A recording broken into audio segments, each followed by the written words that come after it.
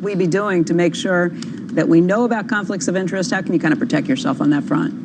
Yeah, conflicts of interest it's a very kind of heavy term because there's so many different ways that conflicts of interest can present itself. And so to explain it in the most simple way to the average investor, the way that I tell them is what you want to do to minimize conflicts of interest in the advice that you're going to receive is hire what's called a registered investment advisor. Now, what a registered investment advisor will do is will provide you investment advice solely in your best interest. And on top of that, what I say is to look for somebody with an advanced certification. And so that's something like a CFP, a certified financial planner, a CFA, chartered financial analyst, something that shows that they really have put their time in to be an expert in their field and provide the best advice.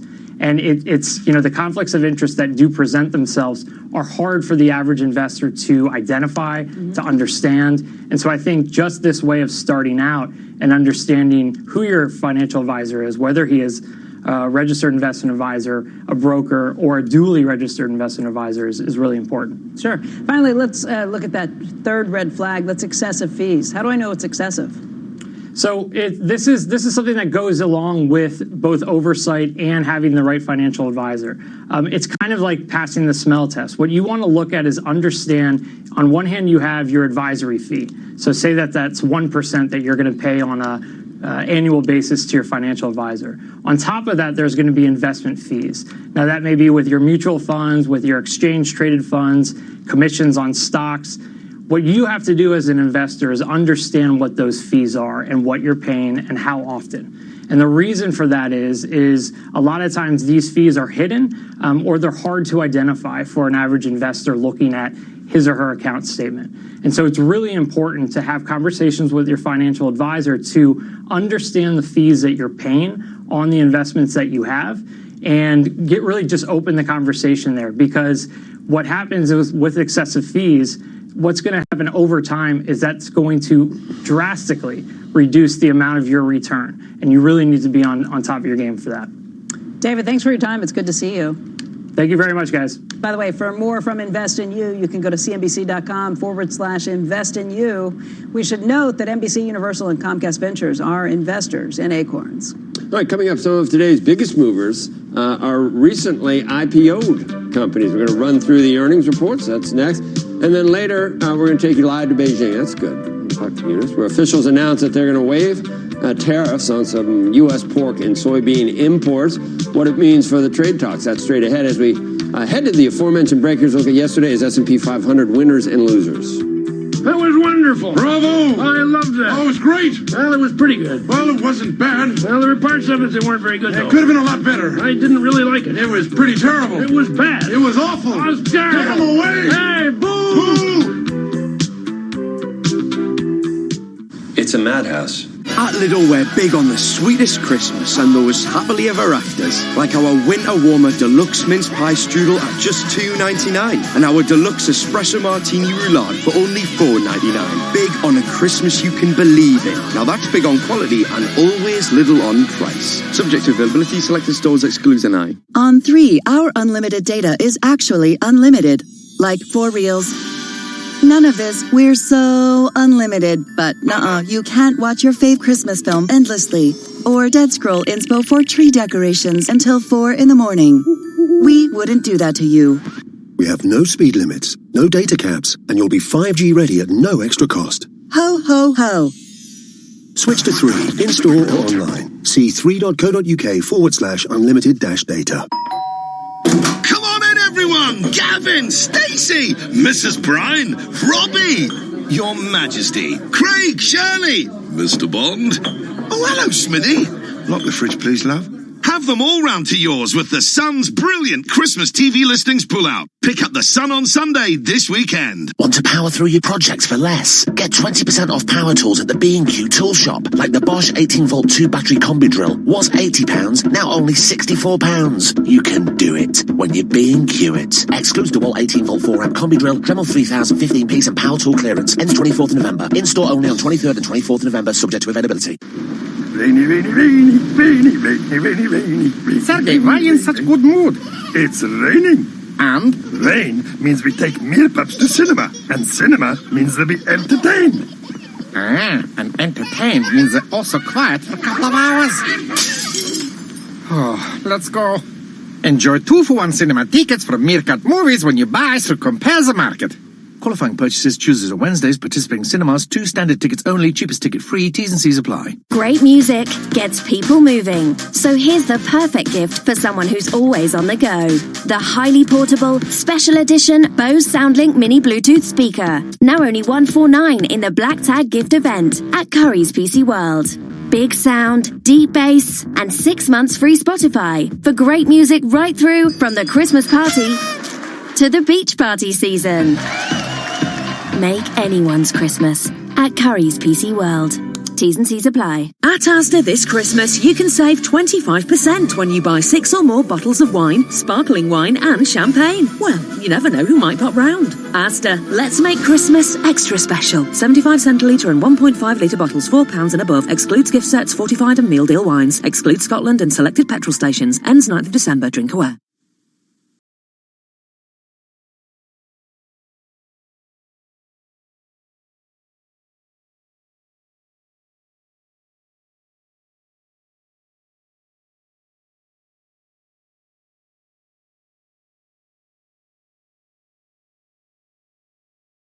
Indicated up this morning. We're looking at green arrows right now. Of course, all that can change when we get the jobs report at 8:30, but right now the Dow futures are indicated up by almost 75 points. S&P futures are up by 8, the Nasdaq up by 29. These gains have been building through the morning, and it comes after some modest advances for the markets yesterday.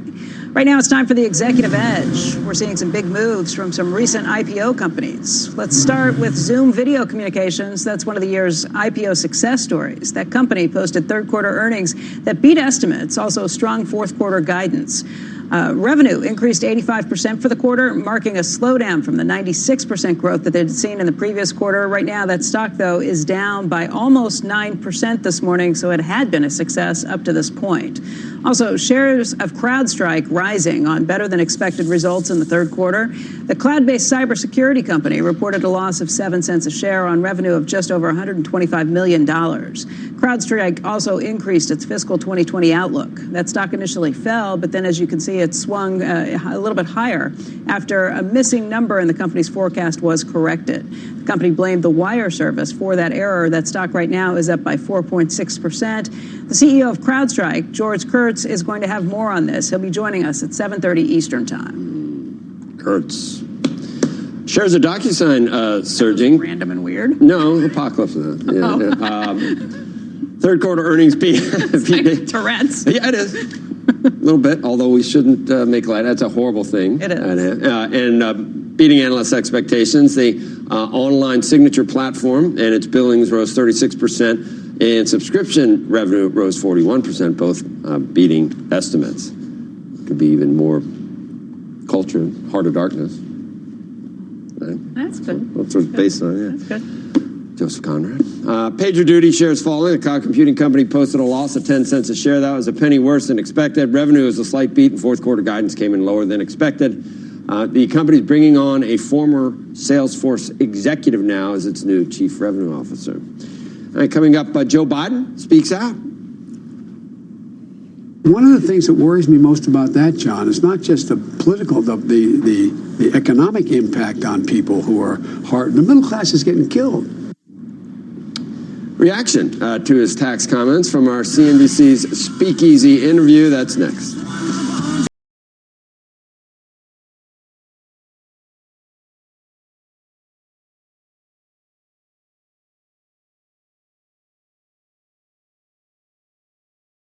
Tis the season to be hunched over your laptop. Not on our watch. In real life, you can fill your senses and your baskets. Feel all the sights, sounds, lols, and OMGs. Wear laughing emojis on actual smiley faces. Battery is running low. Take the kids to Santa's Grotto. In real life, you can find just the right present using the most advanced search engine in the world. Your eyes. We hunt in real life. Brent Cross, London. Free parking for all sleighs and cars. I've always loved a kitchen experiment, especially smoothies. I've blended all sorts of mad combinations. Strawberry and charcoal, broccoli and chocolate. Not my best, that. But when I test blenders in the Witch Lab, it's not about flavour, it's about performance. Our tests use proper tough stuff, hard ice, strong veg, rough nuts. And the blenders that can hack it are the only ones we recommend for your kitchen. Which tests harder so you can buy smarter. Visit which.co.uk. On 3, our unlimited data is actually unlimited. Like for reals. None of this, we're so unlimited, but you can't watch your fave Christmas film endlessly. Or dead scroll inspo for tree decorations until 4 in the morning. We wouldn't do that to you. We have no speed limits, no data caps, and you'll be 5G ready at no extra cost. Ho, ho, ho. Switch to 3, in-store or online. See 3.co.uk/unlimited-data. What's the sign of a really first-class funeral directors? Is it how they're with you every step of the way? Is it the care they take looking after your loved one? The superb organisation they show on the day itself? The thoughtful little touches you maybe weren't expecting? Yes, it's all those things. But there's another sign you should also be looking for. The one that says Dignity. You'll find it on every one of our branches and on the Dignity website. When you see it, you'll know you couldn't be in better hands. Dignity Funeral Directors. Taking the greatest care. What better way to celebrate the holidays than with a subscription to TuneIn Premium? With a bottomless library of the world's best audio, it's the gift that keeps on giving. Search Premium to upgrade today.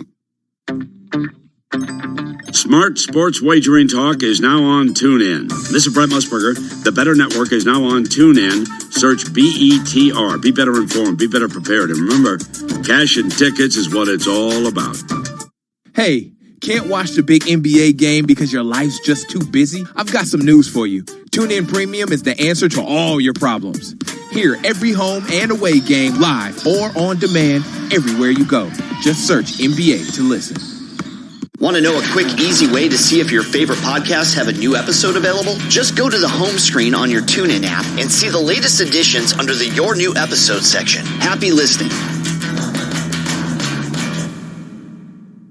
You love TuneIn for live breaking news from CNN, MSNBC, Fox, CNBC, and more. But when you can't catch your favorite show as it airs, it might just be a click away as a podcast. Search your favorite news station to explore all the on-demand news shows on TuneIn.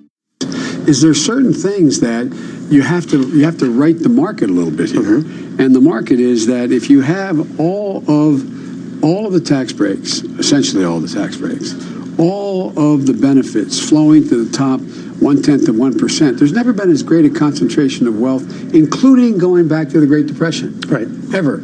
And so one of the things that worries me most about that, John, is not just the political, the economic impact on people who are hard. The middle class is getting killed.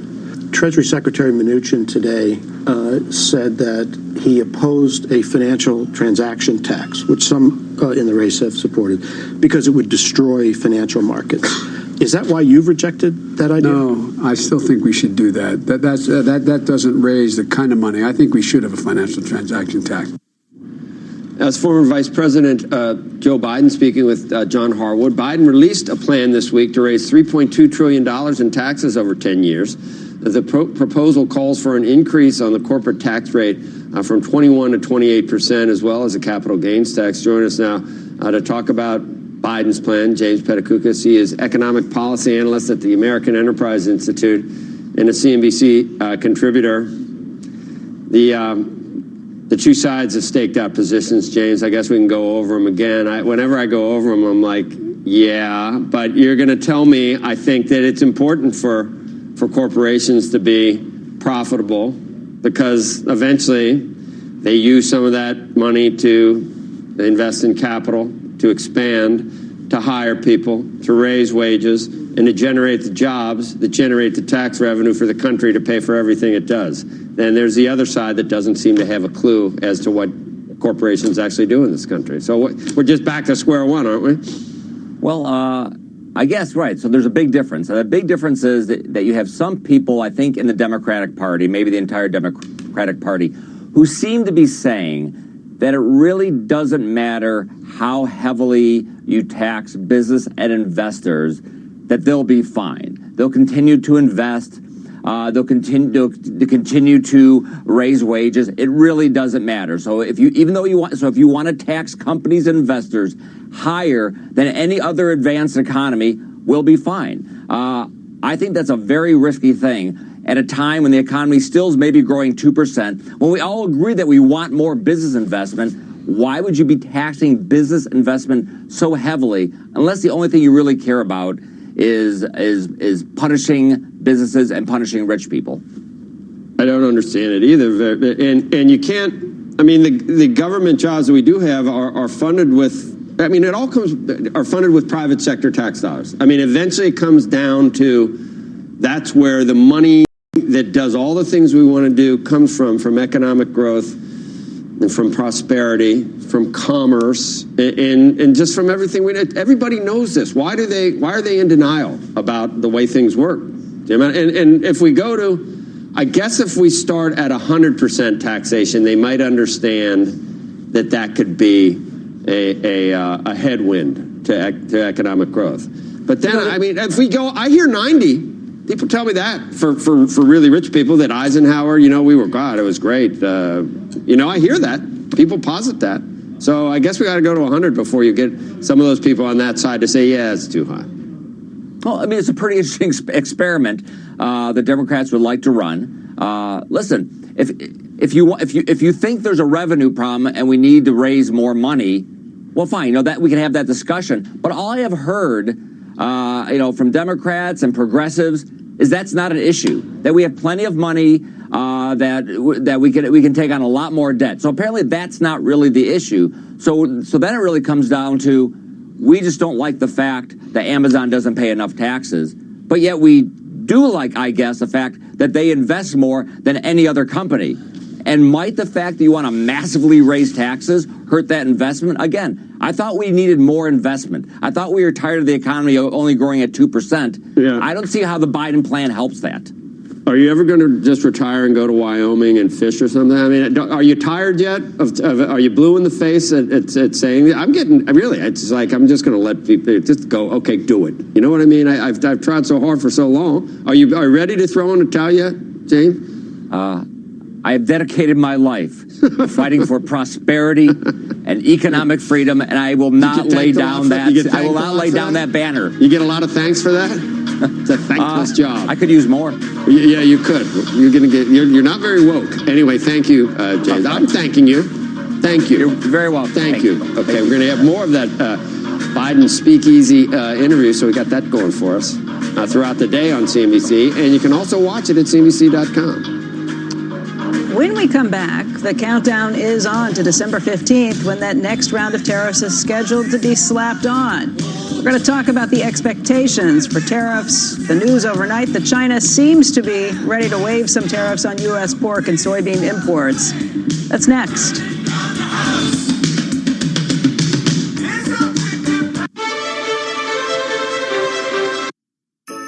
Forget the cheese basket and socks this holiday season and get the ones you love and even the ones you just kind of like. A subscription to TuneIn Premium. With TuneIn Premium, you'll be giving them the gift they can enjoy all year long. Featuring live NFL, NBA, NHL, and MLB games, commercial-free music, and even podcasts. TuneIn Premium brings the best in audio to you. This year, we're making Santa's job a whole lot easier. So forget the stocking. Stuff their phone with TuneIn Premium. Search Premium to upgrade today.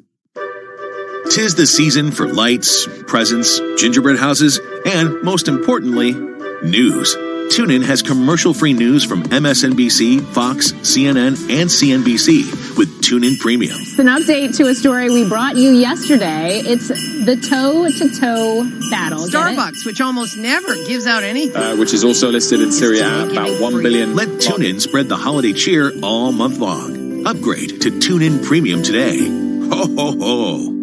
Upgrade to TuneIn Premium and get over 45 commercial-free music stations. You'll also get live commercial-free news, plus live play-by-play games from NFL, MLB, NBA, and NHL. Visit TuneIn.com/premium to upgrade. Like what you're listening to? Want to make getting back to it easier? Use the favorite button to keep track of the stations and podcasts you love on TuneIn. Just tap or click the heart icon to add it to your favorites. Then find all your go-to audio under the Favorites tab. Pretty easy, right? NFL fans, the action continues this weekend on TuneIn Premium. Wide open the receiver from the 20 to the 10, down the sideline, into the end zone, touchdown. This Sunday, TuneIn has every NFL football game starting with the Indianapolis Colts at the Tampa Bay Buccaneers at 1 o'clock p.m. Eastern. And closing out Sunday night with the Seahawks at the Los Angeles Rams at 8:20 p.m. Eastern. Touchdown Carson, easily. At home or on the go, hear the home and away call of every NFL game this season on TuneIn Premium. Upgrade today. Want to hear about the latest and greatest things to listen to on TuneIn? For reminders of the biggest live sports games, debates, and breaking news stories, follow @TuneIn on Facebook, Twitter, and Instagram to stay connected with the audio that matters to you. The Better Network is now on TuneIn. This is Brent Musburger. Search the Better Network. That's the BETR Network. And then let us get you better prepared to better enjoy the day in sports. The NFL, college football, basketball, hockey, baseball. Sharpen your edge.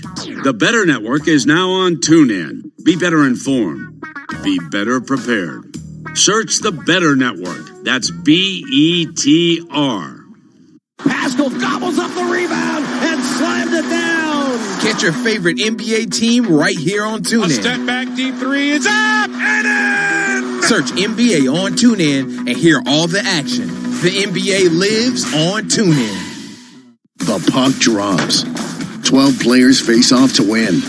The suspense is pure torture, but you wouldn't miss this for the world.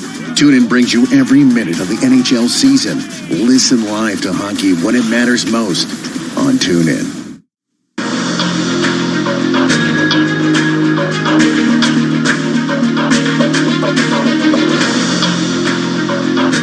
New this morning, China's finance ministry says it's going to waive import tariffs for some soybeans and pork shipments from the U.S. Eunice Yoon joins us now with more.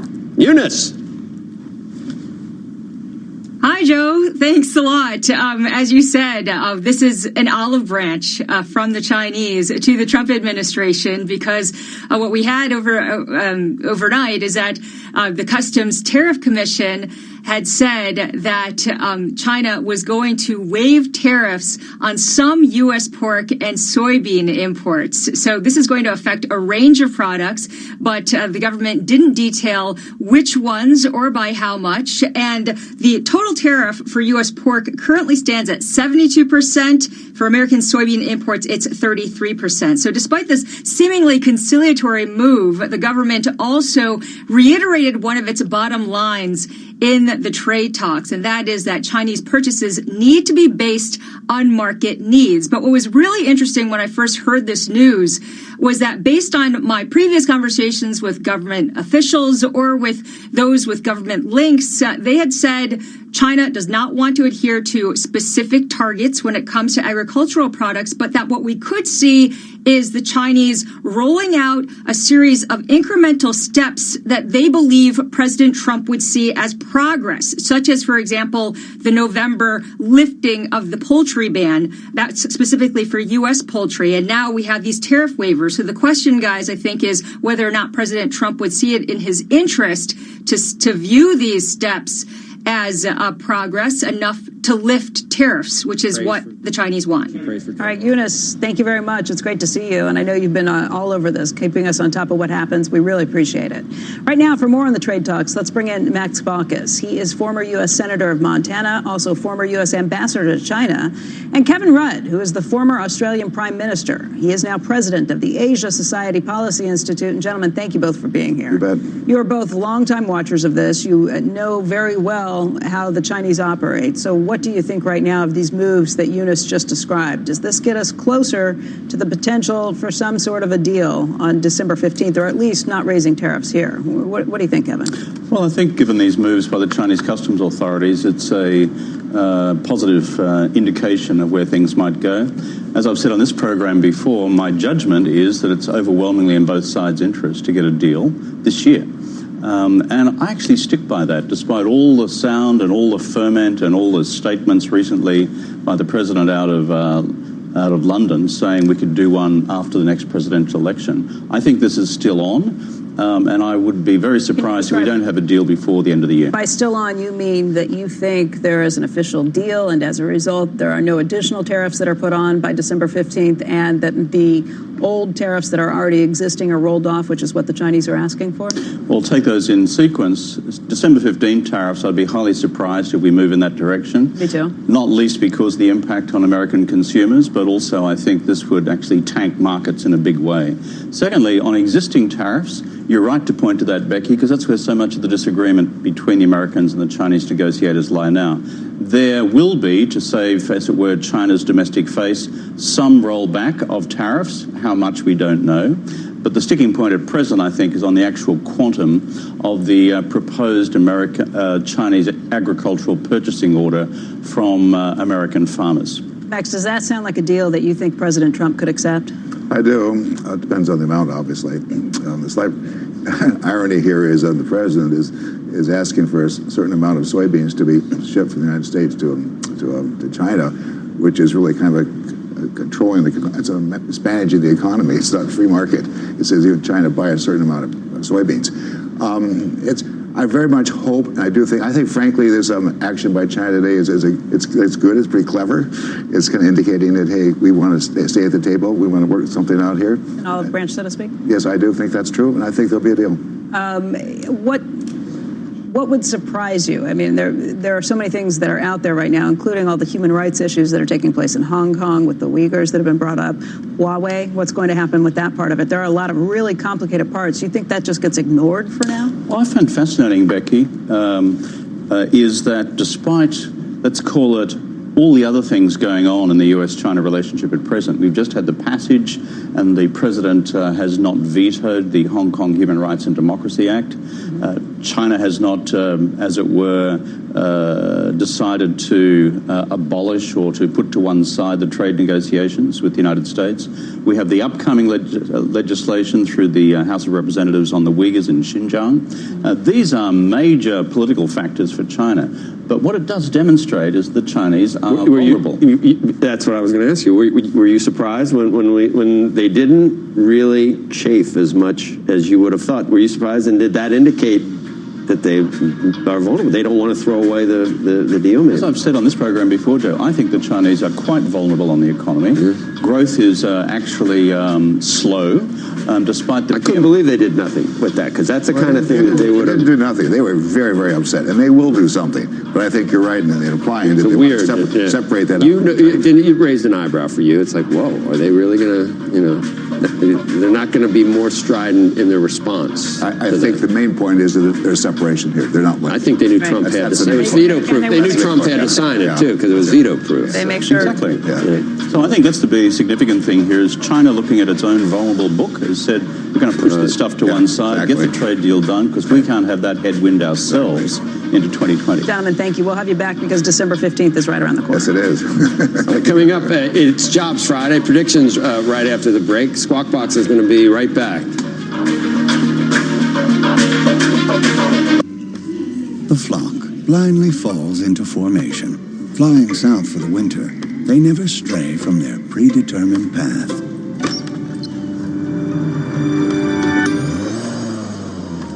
But this season, a more thrilling journey is calling.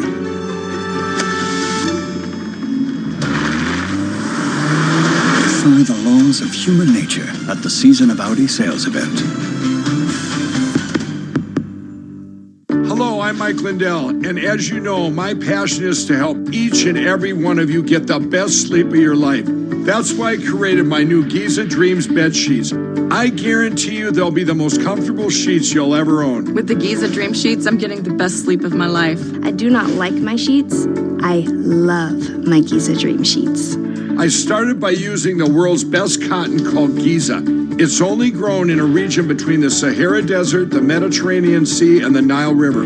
It's ultra soft and breathable, but extremely durable. My Giza sheets also include full 21-inch wide pillowcases that will fit over any pillow and deep pocket sheets that will fit over any mattress. I guarantee you the first night you sleep on my sheets, you'll never want to sleep on anything else. Go to MyPillow.com or call the number on your screen right now. MyPillow Giza Dream Sheets are available in a variety of colors and will be the softest, most comfortable sheets you will ever own. And listen to this. For a limited time, when you use your promo code, Mike will send you a second set of Giza Dream Sheets absolutely free. That's 2 sets of sheets for the price of 1. Giza Dreams are made with the finest, most sought-after cotton in the world. Giza cotton was once reserved for only the finest dress shirts, but is now available in Mike's Giza Dream Sheets. They feature a beautiful silky sateen weave that helps keep you cool and comfortable all night long. Call or go online to order your very own Giza Dream Sheets. For a limited time, when you use your promo code, Mike will send you a second set of Giza Dream Sheets absolutely free. That's 2 sets of sheets for the price of 1. And how about this? Just in time for colder weather, you can get Mike's new flannel sheets. Plus, get a second set absolutely free. Order now. For the best night's sleep in the whole wide world, visit MyPillow.com. Sarah Eisen, Wilfred Frost. Closing bell, weekdays 3 Eastern, CNBC. Will the GM strike settlement and staffing up for the 2020 census boost November's employment picture? Numbers and analysis today, 8:30 a.m. Eastern on Squawk Box. Futures up ahead of today's jobs report and hoping for a third straight day of gains. We'll preview the November employment numbers and tell you where to put your money to work. CrowdStrike scored her. The stock gets a pop after it fixes a typo in its latest report. We'll hear from the CEO on the state of cybersecurity, find out if China really is a national security threat. Plus, Mike Bloomberg unleashes on the president. Pollster Frank Luntz joins us to discuss his comments and tells us where he stands in the polls. The second hour of Squawk Box begins right now.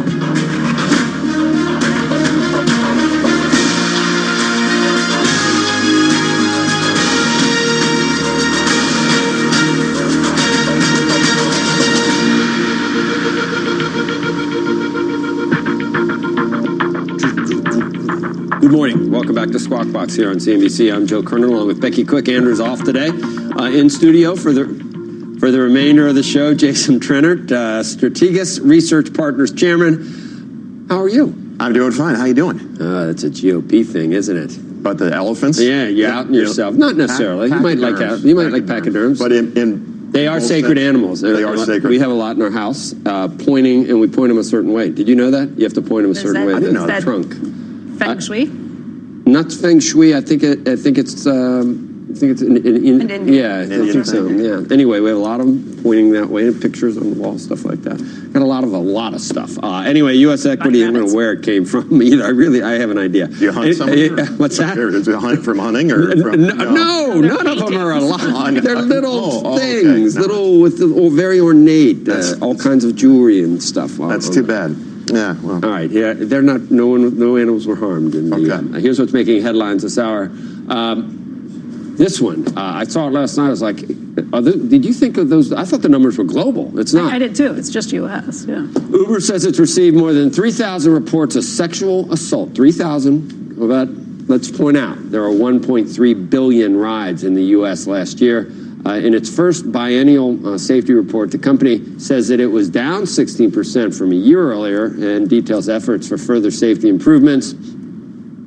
We have kids, obviously. Teenage daughters and stuff, and son that are on Uber.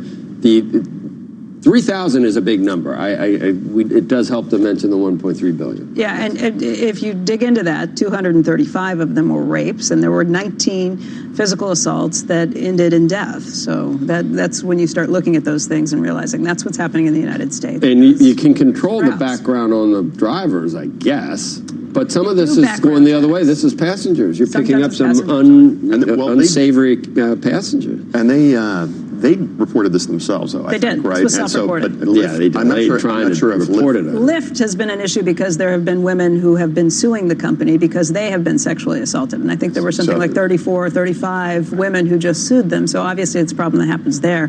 Bigger question is, I guess, what happens if you were to compare that to existing taxi companies? Right. What are the rates that would go with some of those? Are there better background checks there or not? And again, it's kind of mind-boggling. But you put it into context with 1.3 billion rides. The scariest thing is you gotta have the guy say your name. Got to have him say your name. Oh, absolutely. Got to have him say your name. So that he's actually so the Uber or Lyft driver. Otherwise, it's just like just a getting a random license car. It's like the worst thing in the world. It's like every scary thing you've ever thought of. Which is what happened down in. I know. Okay. The F's. See how Greco. The countdown to the November jobs report is on. Consensus forecast calling for 187,000 new non-farm jobs. Steve Leisman is here. He's got a preview of what investors can expect in less than 90 minutes. He joins us with more. Good morning, Steve. Good morning, Becky. High hopes for the strong jobs gains surround this report. But after a couple of weak economic reports this week, there's also some high uncertainty. We're looking for 100 and, what was that working? There we go. Hold on a second. 187K. I'm not really good at this. And 3.6% unemployment. You ought to see my real handwriting. Not any much better here. ADP disappointed this week with just 67,000. Among the reasons for uncertainty, let me show you here. We have GM workers returning. That's going to add 40 to 50,000. We had some colder weather that might have worked against that working there. Manufacturing slowdown, also a CapEx slowdown, global economic weakness. Is that working into the number? Finally, worker shortages. Where are the workers going to come from? JP Morgan writes today, we believe that the trend in job growth has cooled, but that the labor market remains healthy. That's something the market has to get used to, perhaps, is lower unemployment. One reason for the uncertainty, economists are not quite sure what the right level of job growth is. Let me show you. We've had three distinct phases of job growth. This area here has come in. It's averaged 209,000, okay? And then we had this come down in the middle from like April to July, and it was 143K, okay? And then bounce back up, 184. I will tell you, come on, 184K. I'll get better at this, folks, I promise here. Now, I'll show you. Economists believe that with entrance to the workforce, the right level of job growth is down here at just 100,000. Another reason we're about strong job growth, where are the workers going to come from? Guys, debate and discuss. Why is it running ahead of that right now? What do you think, Steve?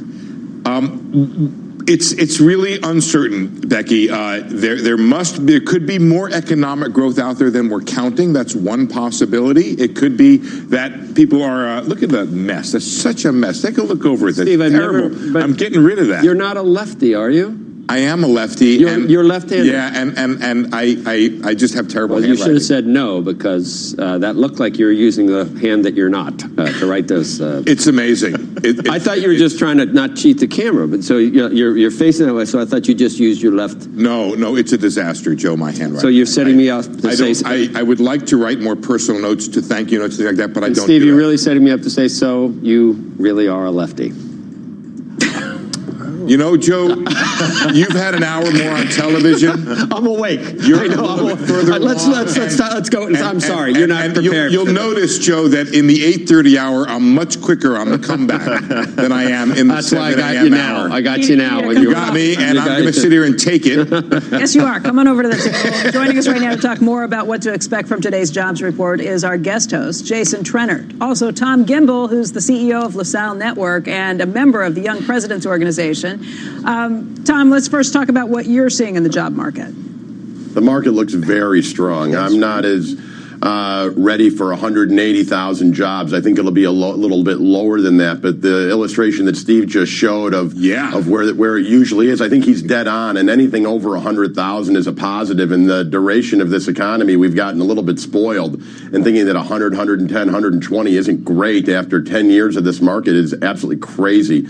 The CEOs, CFOs, head of HRs that we talk to, people are still very bullish on hiring going into the holidays in 2020.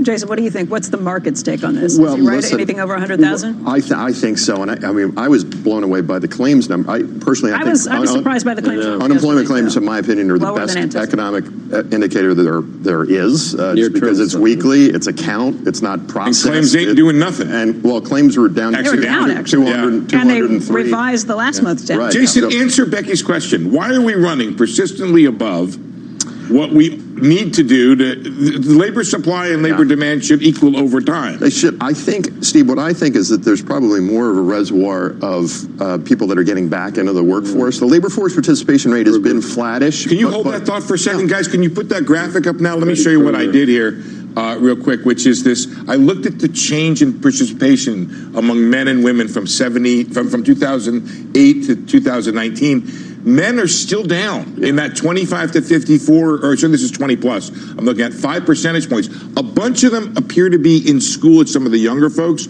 some of the prime age men. Women are about the same, roughly. A little less there, too, though. Which, a little less. What that shows you is perhaps there's a continued reservoir of workers who could come back in. Doesn't explain why they're coming back in, or doesn't explain why they're out. Right, or what. Well, real wages. You know some of that. Real wages are up. I mean, so they're not up a lot, but real wages are up some. And I think people want to. The longer this goes on, people want to get involved in the party. So he didn't. He was right. He didn't live to see it. How right he was, Alan. Right. He basically said they would not come back. They would never come back, but there was a reservoir for them. But there was a reservoir for them, and his point was that as the employment rate came down, that proved his point. And just to Becky's thing, there's issue of disability, opioids, and those sort of things. And the question is whether those are social. That's not monetary policy. It's really social. Is that policies. a forgotten group who never gets? Well, then we're bringing them back. But look, and maybe Tom wants to comment on this. It's been a great jobs program, a wonderful welfare program to run a tight labor market. If you ask, go ahead, Tom. Steve, if you ask, where does the majority of hiring usually come from? It's small to medium-sized companies are hiring. We're looking at a situation where there is still, as they like to say in the industry, a ton of dry powder between private equity firms and venture capital firms. And the ecosystem of startups has changed over the past 40 years, where it used to be bootstrapping companies, people with experience taking that to start up smaller companies. And today, it's venture capitalists raising money from wealthy individuals or pension funds or what have you, and they're spreading it across 5, 10, 15, 20 companies in a portfolio, and they're hiring up, and they're doing this blitzkrieg type hiring, which is so trendy now, especially why our sales hiring practice is bursting through the roof. And what we're seeing is it's okay because if 10 to 15% of those companies hit, everybody makes money. And then what they do is they take failed but experienced entrepreneurs now to go play with their money again the next time and the next time. The ecosystem has evolved and changed, and that's why we're still seeing so much hiring and who the people are that are going to re-enter the workforce.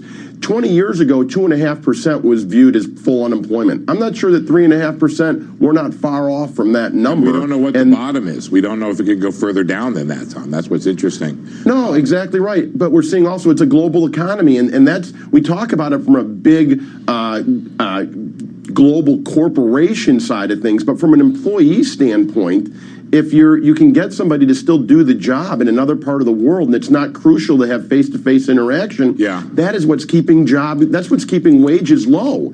And it's just a matter of time until it increases. I'm going to make one more point, Becky. If you think about the one thing that I have not mentioned in my jobs preview that I always mention, it's the Fed and monetary policy. Oh, no, now you're going to bring them in. I'm going to bring it out. And I'm going to explain why it's interesting. Because it doesn't matter, right? Exactly. Either way, they're not going to raise. The Fed is in an interesting place right now with a band around any potential movement. We've gone into each one of these darn reports on tenterhooks because we didn't, plus or minus 50,000 could have meant, is the Fed going to hike or cut or do something Jason, crazy? I think Steve is trying to say that this doesn't matter for the markets today, but I think it No, it matters. It matters for different reasons, but not for Fed policy. Tell me why investors care. I think investors care because they certainly want to know the economy can at least grow at 2%. There's still, I would say, a group of people out there that are very worried about a recession, our clients, next year. We don't share that concern in any way, but I think just getting anything over 100,000, I think, is a win. Given where the unemployment rate is now, it's going to be difficult just to maintain. And I think our other guest is right. There's just you're pretty much towards the end of the line in terms of how much you can grow jobs when the unemployment rate is this low. Sure. Hey, Tom, thanks for joining us today. Steve, we'll see you back here in just a little bit, and Jason's going to be with us for the rest of the show. And when we return, the latest on Elon Musk's pedo guy trial.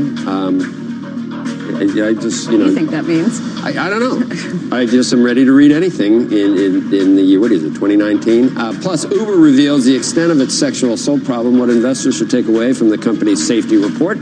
Discuss that after the break. Let's get a quick check, though, on the market before we go to the break. And it's been the default position for, seems like a while now. Green. Squawk Box will be right back.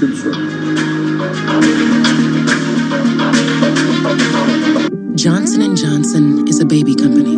'Tis the season to be hunched over your laptop. Not on our watch. In real life, you can fill your senses and your baskets. Feel all the sights, sounds, lols, and OMGs. Wear laughing emojis on actual smiley faces. Battery is running low. Take the kids to Santa's Grotto. In real life, you can find just the right present using the most advanced search engine in the world. Your eyes. We can't in real life. Brent Cross, London. Free parking for all sleighs and cars. For the independent bookseller who found you that first edition. For the baker who brings the smell of freshly baked breads to your door. And for the barista who never needs to ask your name. We've all got a part to play. Every little tap keeps your high street alive. And helps your communities thrive. So if you love where you live, shop small. Shopping on your local high street can make a big difference.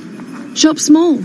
Only by American Express. At Lidl, we're big on the sweetest Christmas and those happily ever afters. Like our winter warmer deluxe mince pie strudel at just $2.99. And our deluxe espresso martini roulade for only $4.99. Big on a Christmas you can believe in. Now that's big on quality and always Lidl on price. Subject to availability, selected stores excludes an eye. I've always loved a kitchen experiment, especially smoothies. I've blended all sorts of mad combinations. Strawberry and charcoal, broccoli and chocolate. Not my best, that. But when I test blenders in the Witch Lab, it's not about flavour, it's about performance.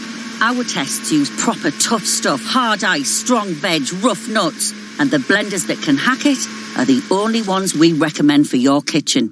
Which tests harder so you can buy smarter. Visit which.co.uk. On 3, our unlimited data is actually unlimited. Like for reals. None of this, we're so unlimited, but nuh-uh, you can't watch your fave Christmas film endlessly. Or dead scroll inspo for tree decorations until 4 in the morning. We wouldn't do that to you. We have no speed limits, no data caps, and you'll be 5G ready at no extra cost. Ho, ho, ho. Switch to 3, in-store or online. See 3.co.uk/unlimited-data. Welcome back, everybody. Jurors expected to begin deliberating in the Elon Musk defamation trial this morning. Jane Wells joins us. She's got more on that front. And Jane, I have been following your Twitter account on everything you've sent out on this. You got me. Tell me, what's going on? Final arguments begin at 9. Maybe we'll have a decision today. What's going to be interesting is how much the judge is going to be vigilant about focusing on the tweets where Musk calls Unsworth a pedo guy, and how much he'll let in about these other emails to BuzzFeed where Musk calls him a child rapist. Those were only allowed in as to Musk's state of mind. Did he really mean pedo guy as an insult or as a pedophile? But the defamation claim is only on the tweets. Expect the judge to be very clear with the jurors about the difference between the tweets and everything else. Now, pretty much all of yesterday was taken up by testimony from Vernon Unsworth. The cave expert was cross-examined by Elon Musk lawyers who tried to show that Unsworth didn't suffer at all from being called a pedo guy. In fact, quite the opposite. They showed the jury pictures of him being honored by the Prime Minister at 10 Downing Street in the UK and the government of Thailand. Why would they honor anyone they thought might be a pedophile? Elon Musk not in court. He's only been in court for his own testimony. Is he going to return for the jury decision? Federal judge in the case, Stephen Wilson, has been pretty cranky with both lawyers trying to keep him on track. He seems especially perturbed by Unsworth's attorney, L. Lynn Wood, this sort of folksy lawyer from Atlanta. Turns out Wood has had quite a career. Most notably, he represented Richard Jewell, who was wrongfully accused of the Olympics bombing in Atlanta in 1996. In fact, there's a movie coming out from Clint Eastwood about Richard Jewell, and playing Ellen Wood, not John Hamm there, will be Oscar winner Sam Rockwell, proving that everything in Hollywood ends up in a movie, even somebody involved in the Elon Musk trial. Don't gloss over that Clint's still directing, Jane. I mean, did you see The Mule? I mean, he's like a I don't know. He's got it. He's got it. He's 90 years old. He's eternal. Yeah, and his mind is sharp. Yeah. He's 89 still. Yeah, it's still 89. But I just, all of our heroes someday won't be with us any longer. That's going to be a tough one. For Hackman, that's going to be a tough. Hackman's the same age, I think. When Burton Reynolds passed away, right? I don't know why. I don't want to be maudlin. I'm sorry, Jane, but I think. Wow. I just think it's funny. How did this fall in your lap? This get Jane Wells on that. I just think it's weird. Bacon. Because I don't love see it. I don't see the connection. Anything bacon is you. Pot. She covered the OJ trial. OJ. Yeah, that's right. That's why I covered a lot of trials. That's right. Okay. Elon Musk smoked a blunt. Yes, he did that too. Well, I was thinking about that too, that in this day and age, I mean, the president has called people, well, never a pedo, but he throws, he throws what he calls the mini Mike Bloomberg. I mean, so in this day and age, is it Twitter or... You can't call somebody a pedophile. I know, but all of our standards are lower now, aren't they? Or is it Twitter? Well, also, there's a key difference. Everyone the president has insulted is a public figure, and the bar is much higher in that case. Vernon Unsworth has been ruled a private figure by the judge. Well, that's interesting, because Elon Musk's take has been that this guy took him on first and said nasty things, told him where to stick his submarine, and he assumed he didn't take that literally. But I forgot about the standards between a private citizen and a public one. It's a much higher bar. In fact, Musk tried to have him considered a public figure because he's now a public figure, but he failed. But here's what's interesting. Musk apologized to Unsworth from the stand. Unsworth yesterday refused to apologize for saying stick it where it hurts. He still calls it a PR stunt. He doesn't think Elon Musk is cold-hearted, but he still thinks the whole thing was a PR stunt, the submarine, and he would not apologize for what he said on CNN. I'm not complaining about Trump either. Some of them I think, I chuckle, sleepy. Yeah, except for that, they're trying to explain stuff to your kids. I know. Well, yeah, they don't get any of that in school. My 8-year-old doesn't. Not to the extent of what he's well, wait till they'll prepare him for junior high and high school. Great. Kids are the worst. As you were. All right, as you were. Thanks, Jane. For more on the impact of this trial on the stock, let's bring in Dan Ives, Managing Director of Equity Research at Wedbush. I was looking, actually, before we were going to talk to you, just because I saw someone, was it Morgan Stanley? $500 price target. Stocks bounced back from under 200 back to 330 or so. Unless it's a positive effect on the stock, there's no effect from this. Look, but I think it's another black eye for Musk. And look at the stock. Okay, how can you tell from that stock that it's another black eye? Well, it's a black eye in terms of not necessarily terms of the impact of the stock, but in terms of someone that needs to balance a Giga 3 build out in China, Model 3 demand that we think is going to wane in the U.S. And I think you've had, obviously, a meteoric rebound from what we saw in terms of the lows, but I continue to think caution going into 2020 in terms of what we've seen in terms of demand in U.S. and can profitability be sustained. So we'd be selling into this rally. I mean, do you think with Elon that he is just Teflon? He can do anything he wants with impunity until he can't, I guess. But at this point, I would say he's so charismatic and so successful.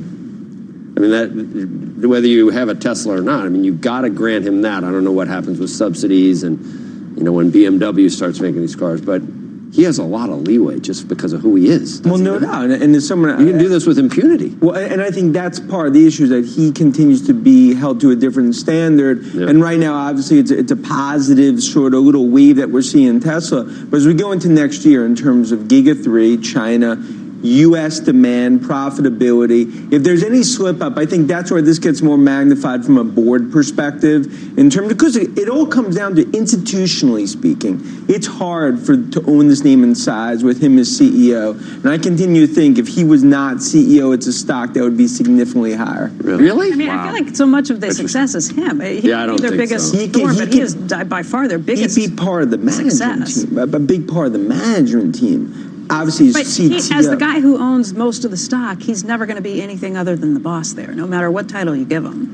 Well, that's why I think right now that continues to be the conundrum with Tesla. And you think that net, he's more of a detriment to the company than an asset? He's more of an asset as an overall company in terms of the operation. But to the stock price, it'd be better without him? To the stock. Right now, if you told me Musk is not CEO and obviously chairman like Robin takes over, or some sort of co-CEO position. You're just talking about shuffling the deck chairs. I mean, that's just a change in title. He's still there. I don't see how Tesla gets by without having Elon Musk there, honestly. He continues to be a key asset, of course, to the company. He's the hearts and lungs. But as you see with the trial and some of these other issues, these are distractions that take away from the core situation at Tesla in terms of all the moving parts. You got to take the bad with the good with him. Yeah, but what about just generally core demand we know, as Joe pointed out, demand for electric vehicles is increasing dramatically globally. But how is Tesla positioned for that in 2020? Because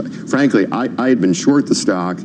I covered, and I've been afraid to do anything else since it's just blown up. No, blown up right, in my face. But I'd like to put the short back on, but I'm afraid that the economy is still strong enough that there are enough people that'll put down deposits for new vehicles.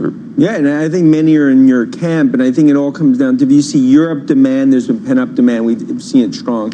See what's happening in China. It comes down to U.S. I think U.S. demand's waning going into next year. And if you look at what they need to hit profitability, 450, 500,000 units, I think we get to a point in next year where this becomes another opportunity where you can see the stock move down. Right now, it's a massive short covering, but I believe this will be short-lived, continue to have more of a negative view on Tesla in terms as we go into next year. Let's move on. I'll talk a little bit about Uber receiving more than 3,000 reports of sexual assault during 1.3 billion rides in the U.S. last year. Take me a while to do the math on that. It's a small percentage, but a big sounding number.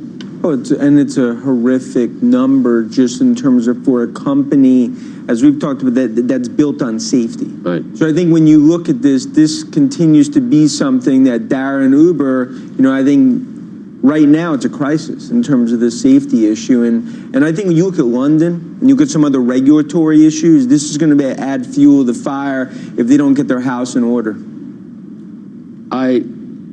I would say, if I did the math, that it's not a safety issue, because what are the chances? It's 1 out of, that's why I said I need scientific notation. But you're saying that the headline number makes it a safety issue, because the chance of you getting into an Uber based on those numbers and having something occur is probably one in what?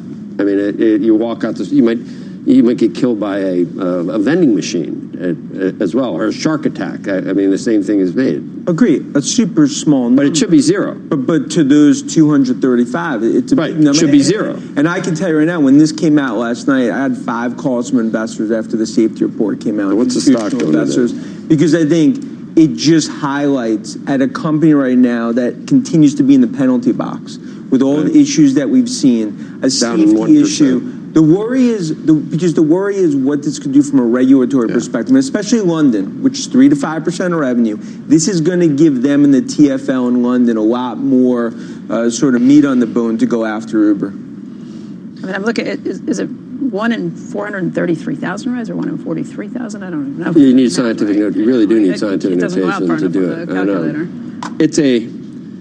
You could do similar number, but like I say, it should be a Six Sigma. It should be zero. Out of every million rides, it should be zero. It's about the screening process, because well, you can't screen the customers. Well, it's the cover, but here we're talking about the drivers. And we're talking about both. It goes both ways. The assault comes from on the drivers, not just by the drivers, right? Yeah, but from your customer-facing perspective, right. Yeah, but that continues to be the big focus. And I think ultimately what they're going to have to do is they're going to have an action plan in terms of how they're going to basically try to bring this down to zero. The safety report's good for transparency purposes, but for a company that continues to have a black cloud, it continues to be an issue in terms of data controlling what's going on there. How many drivers does Uber have in the United States?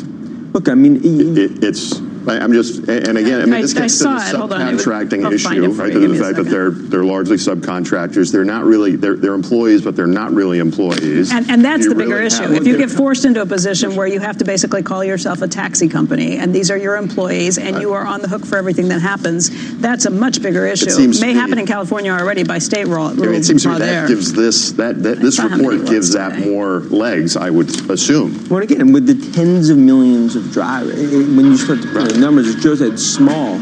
but fundamentally, it's the contractor-employee issue, a lot different right here. And this is right now a firestorm that they're going to need to handle with Uber.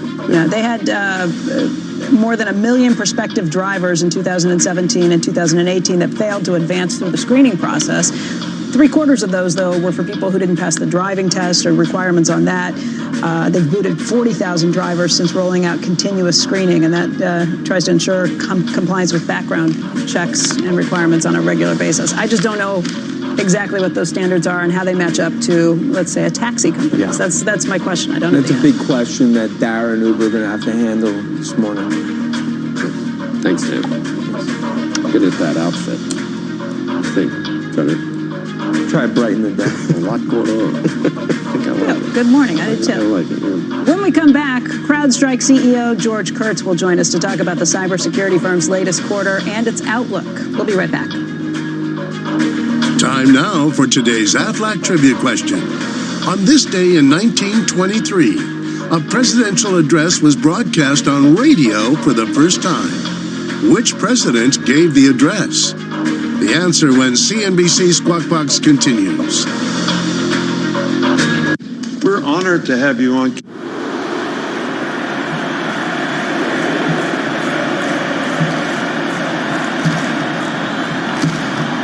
They don't chant your name when you give blood, or sing songs about you. But patients and their families will remember you forever. Because your blood can change their lives. We need more blood donors in Tooting, the West End, and Edgware. Bleed for London. Join us today at blood.co.uk. 'Tis the season to be hunched over your laptop. Not on our watch. In real life, you can fill your senses and your baskets. Feel all the sights, sounds, lols, and OMGs. Wear laughing emojis on actual smiley faces. Battery's running low. Take the kids to Santa's Grotto. In real life, you can find just the right present using the most advanced search engine in the world. Your eyes. We hunt in real life. Brent Cross, London. Free parking for all sleighs and cars. This winter, there's no place like Wicked, the award-winning West End musical. Discover the incredible untold story of the Witches of Oz and how one came to be called good and the other wicked. Wicked at London's Apollo Victoria Theatre. Extra shows added for Christmas. In celebration of the release of Disney's Frozen 2, we invite you to live your family winter adventure with Marriott Bonvoy. When you book a stay and eat at one of our hotels, up to 2 kids under 12 stay and eat for free. Magical destinations across Europe are waiting for you. So get ready for your unforgettable holiday with Marriott Bonvoy. Disney's Frozen 2 in cinemas now. Offer ends 27th December 2019. Terms and conditions apply. See marriott.co.uk for more details. Sometimes in business, you have to take risks, but trading across borders and currencies shouldn't be one of them. With Western Union Business Solutions, we can help you manage the risk of doing business internationally. Our valuable experience, expert knowledge, and extensive global network makes us the ideal trusted partner for your business. And with our customer-focused support team, you'll receive a dedicated solution and personalized service. Visit westernunionbusiness.com. Western Union Business Solutions, a global financial network you can trust. For the independent bookseller who found you that first edition. For the baker who brings the smell of freshly baked bread to your door. And for the barista who never needs to ask your name. We've all got a part to play. Every little tap keeps your high street alive. And helps your communities thrive. So if you love where you live, shop small. Shopping on your local high street can make a big difference. Shop small. Only by American Express.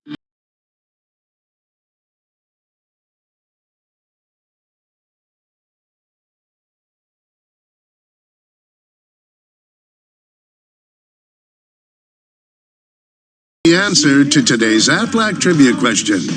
On this day in 1923, a presidential address was broadcast on radio for the first time. Which president gave the address? The answer, President Calvin Coolidge. Our gift to you is... At Lidl, we're big on the sweetest Christmas and those happily ever afters. Like our Winter Warmer Deluxe Mince Pie Strudel at just $2.99. And our Deluxe Espresso Martini Roulade for only $4.99. Big on a Christmas you can believe in. Now that's big on quality and always Lidl on price. Subject to availability, selected stores excludes an eye. I used to be a bit of a rubbish sleeper. I'd toss and turn all night. And somehow I could never find the comfy bit of the mattress. It was a proper nightmare. That's what brought me here. Testing mattresses in the Which Test Lab. We use a custom-made barrel rolling machine to simulate a decade's worth of use. And the mattresses that perform best are the only ones we recommend for your bedroom. Which tests harder so you can buy smarter. Visit which.co.uk. Psst. We've got something to tell you about the Honda Jazz. We know it looks small, but inside, it's really big. That's why we've created the small but big Jazz event, where you can get 0% APR representative and 5 years complimentary servicing on all grades until the 31st of January. The Honda Jazz, the small car with the big offer. Visit your local dealer to find out more. Honda dealers are credit brokers, not lenders. Finance provided by Honda Finance Europe, authorized and regulated by the Financial Conduct Authority. Terms and conditions apply. On 3, our unlimited data is actually unlimited. Like for reals. None of this, we're so unlimited, but you can't watch your fave Christmas film endlessly. Or dead scroll inspo for tree decorations until 4 in the morning. We wouldn't do that to you. We have no speed limits, no data caps, and you'll be 5G ready at no extra cost. Ho, ho, ho. Switch to 3, in-store or online. See 3.co.uk/unlimited-data. Some people get very excited by Christmas shopping, and they've probably done all theirs already back in July. But if the thought of Christmas shopping gives you sweaty palms, tell yourself, I'm not a shopper, I'm a gifter. Then as a gifter, the possibilities are endless with TK Maxx. Give more adventurously with TK Maxx's range of gifts at prices. With big brand bargains across apparel, home, jewellery, kids' toys and more. In-store and at tkmaxx.com. Gift different with TK Maxx. At TUI, we can help you find the perfect family holiday. And with flights from 20 UK airports, we make getting there a whole lot easier. Book now with thousands of free kids' places, plus spread the cost and pay £0 deposit when you choose direct debit. Book online or in-store with one of our travel experts. At TUI, we cross the T's, dot the I's and put you in the middle. Offer available on selected holidays for a limited time and subject to limited availability. Booking T's and C's apply. At all protected.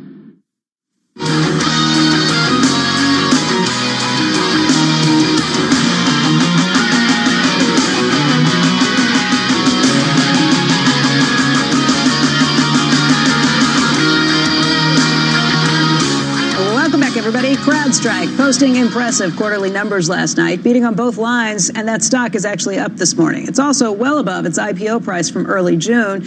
But if you've been looking at it over that course of time, it has pulled back to earth a little bit just over the last 3 months, watching what's been happening with that. This morning, though, CrowdStrike indicated up by about 6%. George Kurtz is the CEO and the co-founder of CrowdStrike. And George, thanks for being with us this morning.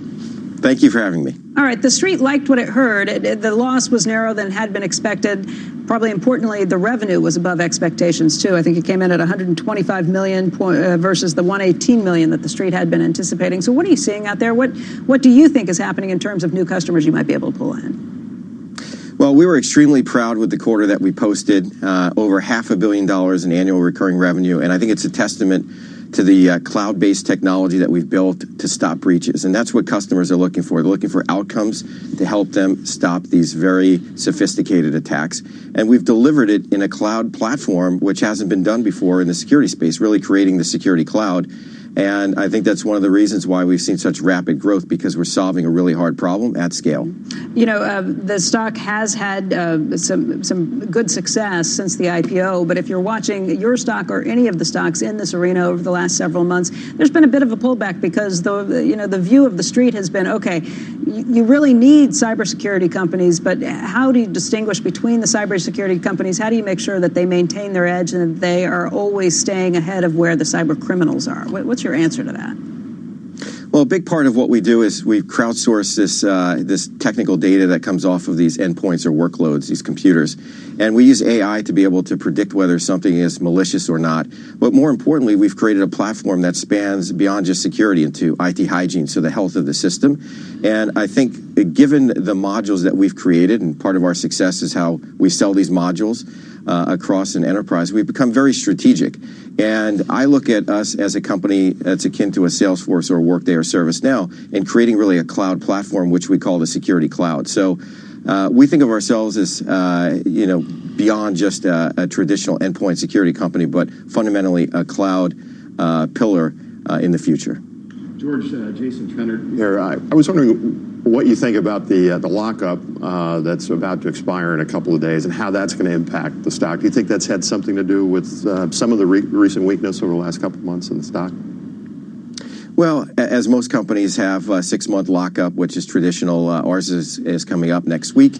And obviously, there's traders that trade around that. And, I can't predict what's going to happen. But I think what's most important is continuing to deliver value for our customers and continuing to focus on revenue growth. And one of the bright spots that we talked about in the last earnings call was really a free cash flow, $7 million, which was way ahead of schedule. So some great data points for us. And, we continue to be heads down providing value for customers. Hey, George, very broadly, I think your lockup expiration expires, is it this coming Monday? Yes. What does that mean? Will you be selling shares? Well, as you might expect, I'm part of the management team, and we have what's called the 10b5-1 program, which is part of something that the SEC has, which basically programmatically allows you to sell. So there's a very small portion of my holdings that's part of that program that could programmatically sell, but it's really more for diversification. It's not a reflection of my view of the company. I'm extremely bullish on the outlook of the company and excited in the numbers that we just posted.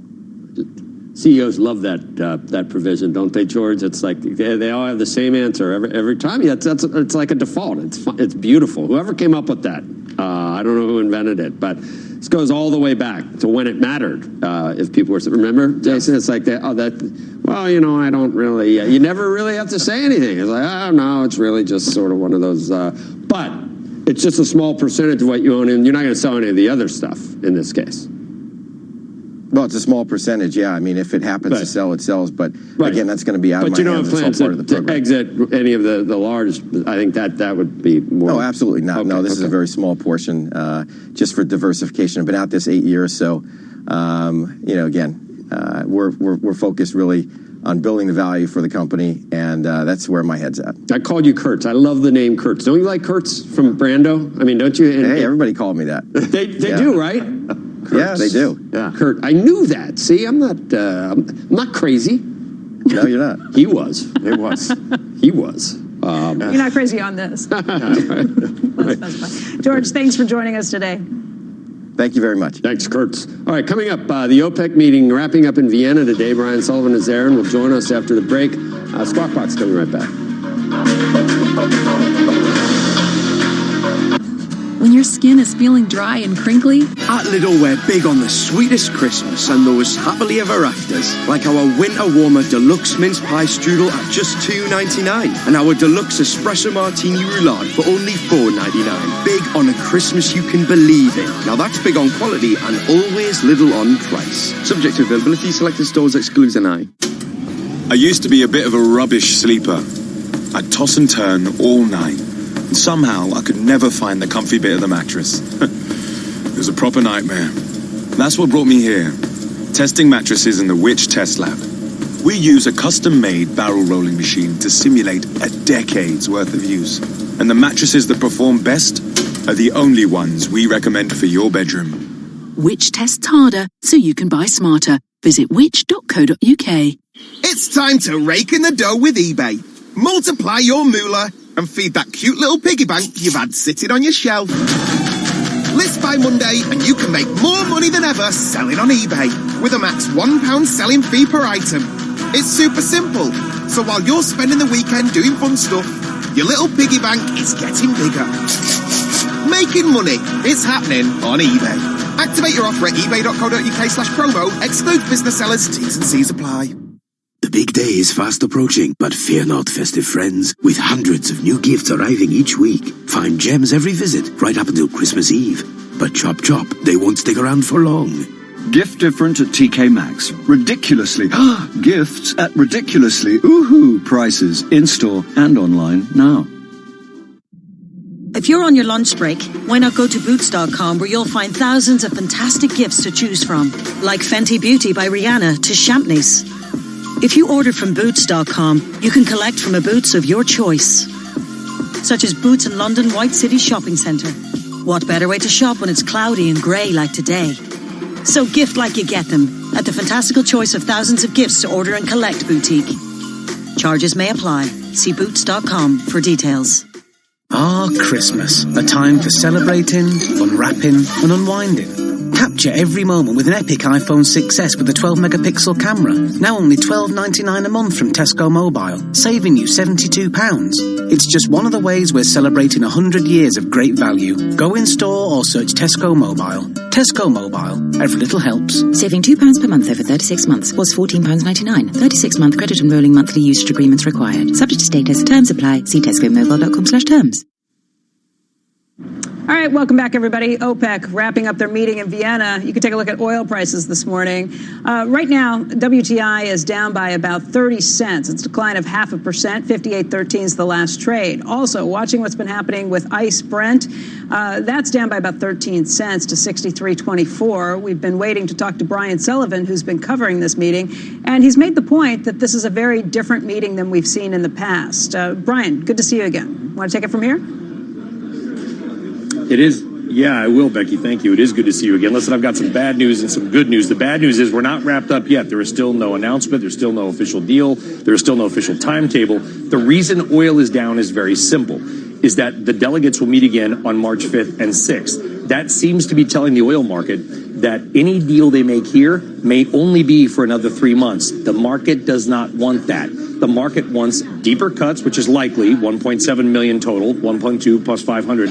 But they want it for longer. Anything other than maybe a 9-month or full year deal with full compliance is probably bearish for prices. So that setting that next meeting in March has kind of spooked the market a bit. Okay, so the bad news is we don't have a deal yet. Here's the potential good news. This is the dais here at OPEC where we are expecting a press conference. We expected one yesterday. We did not get it. Let me point this out. The new energy minister, the Saudi king's son, Prince Abdulaziz bin Salman, is expected to speak. Why is that important? Well, you referenced, Becky, a very unusual meeting. It is because, A, it's his first meeting. He obviously is a member of the royal family. But, B, there was no media scrum yesterday. There was no press conference last night. There has been almost about 150 of the world's finest oil energy strategists, journalists, and researchers are here, and what the market wants to do is hear directly from us. So hopefully when we get a deal, guys, we will get a press conference, we'll get some clear answers, and we'll see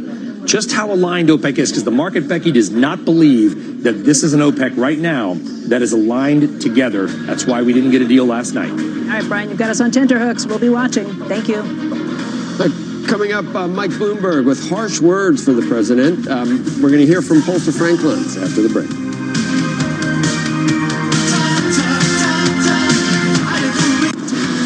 I don't like the idea of my broker taking the opposite. At Lidl, we're big on the sweetest Christmas and those happily ever afters, like our winter warmer deluxe mince pie strudel at just $2.99 and our deluxe espresso martini roulade for only $4.99. Big on a Christmas you can believe in. Now that's big on quality and always Lidl on price. Subject to availability, selected stores excludes an eye.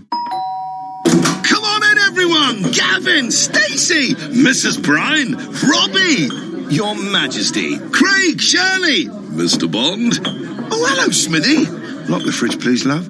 Have them all round to yours with the Sun's brilliant Christmas TV listings pull-out. Pick up the sun on Sunday this weekend. Want to power through your projects for less? Get 20% off power tools at the B&Q tool shop, like the Bosch 18-volt 2-battery combi drill. Was £80, now only £64. You can do it when you B&Q it. Excludes DeWalt 18-volt 4-amp combi drill, Dremel 3000 15-piece and power tool clearance. Ends 24th November. In-store only on 23rd and 24th November, subject to availability. Great music gets people moving. So here's the perfect gift for someone who's always on the go. The highly portable, special edition Bose SoundLink Mini Bluetooth speaker. Now only $149 in the Black Tag gift event at Curry's PC World. Big sound, deep bass, and 6 months free Spotify for great music right through from the Christmas party to the beach party season. Make anyone's Christmas at Curry's PC World. T's and C's apply. What better way to celebrate the holidays than with a subscription to TuneIn Premium? With a bottomless library of the world's best audio, it's the gift that keeps on giving. Search Premium to upgrade today. On the goal line, Martin scores! He takes it home! Hockey fans, the 2019-20 NHL season is here. Here's Pietrangelo, he scores! And you can hear the action live on TuneIn Premium. Move, hit a shot, he scores! From regular season action to the All-Star Game and through the Stanley Cup in June. Hear the home and away call for every game, for every team live. At home or on the go, never miss a game with the NHL on TuneIn Premium. Upgrade today.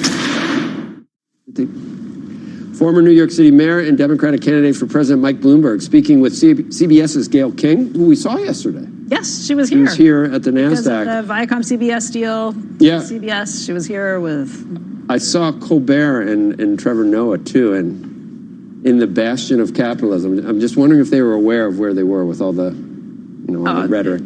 Trevor Noah is pretty... He knows. He was critical of the other candidates running against him for the Democratic nomination. I watched all the candidates, and I just thought to myself, Donald Trump would eat him up. You think all of the candidates who are running today, he would eat them up? Let me rephrase it. I think that I would do the best job of competing with him and beating him. Joining us now is political strategist and pollster Frank Luntz, and the whole country doesn't know Mike Bloomberg, Frank, and I polls could rise as the country gets to know him, but the core of the party knows he's a billionaire, and he's stepping in to, you're already hearing them say, whether Elizabeth Warren may not be the candidate, but she's certainly going to be outspoken about him not being what the party needs. So you're going to hear he's a billionaire, and then the middle of the country, they don't care he was mayor of New York, I don't think. Has he got a better chance than Joe Biden? Well, lots of people have come and visited New York over the last 15 years, and they've seen the difference. First with Rudy Giuliani, then with Mike Bloomberg. This is not the same city of the 1970s and 1980s, and so they can see it with their own eyes. Second is that you see the way that Mike Bloomberg speaks. It's very calm, very laid back. There are a lot of Democrats who don't like the yelling, don't like the screaming, and they're looking for someone who's much more reasonable. Third, arguably, he's one of the most successful mayors in the country over the last 20 years in terms of the economy, unemployment, crime, jobs. He challenged the education establishment. This guy has a record of accomplishment, but the fact that he's a billionaire, it's amazing to me that Democrats who hate the labeling, who talk about equality, it's equality for everyone except the successful. So Mike Bloomberg may not be the mainstream of the Democratic Party, and in fact, I don't think he is. But in those states where independents and Republicans can vote, he's going to pick up a sizable chunk of the non-traditional Democrats.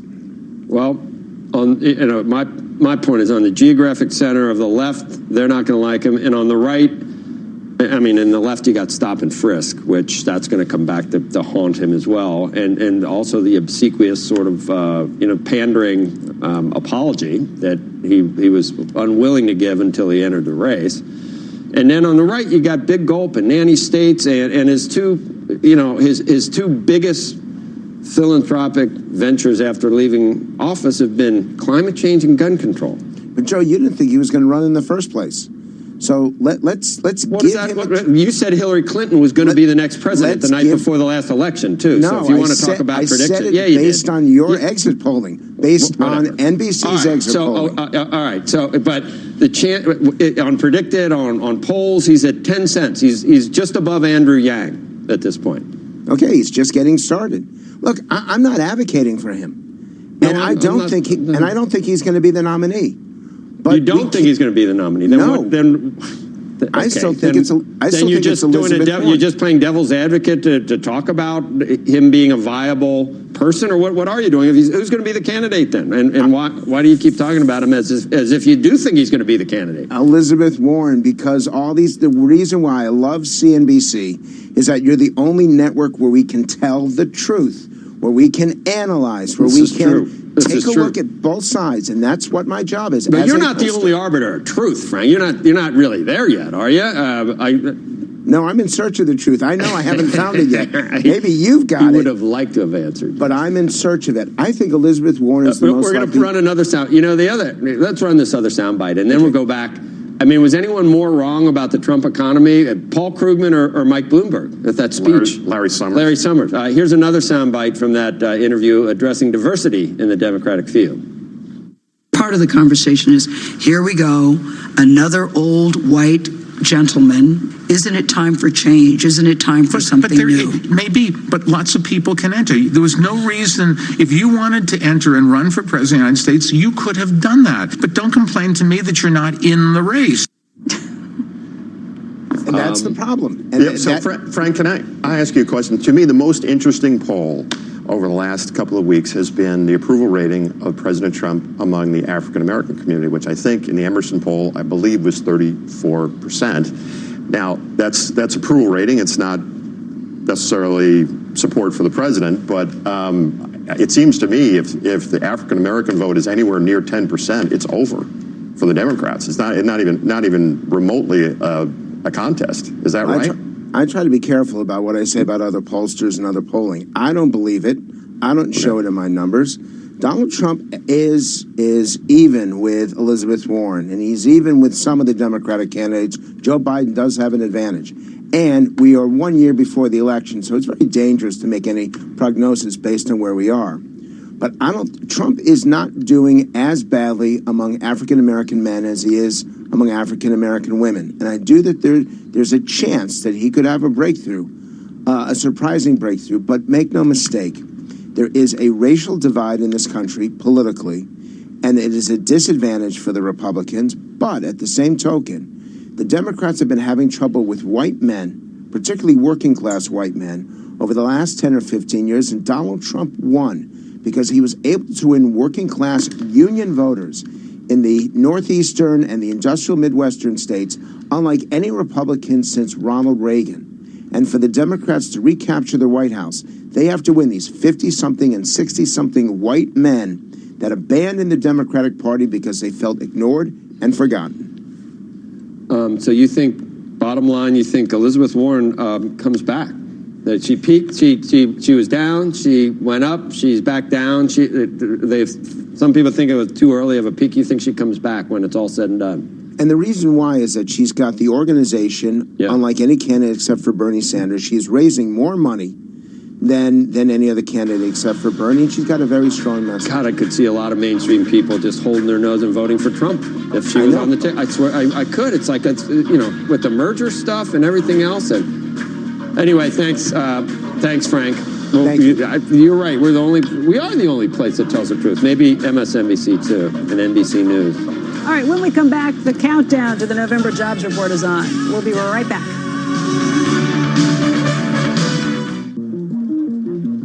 At Lidl, we're big on the sweetest Christmas and those happily ever afters, like our winter warmer deluxe mince pie strudel at just $2.99 and our deluxe espresso martini roulade for only $4.99. Big on a Christmas you can believe in. Now that's big on quality and always Lidl on price. Subject to availability, selected stores excludes an eye.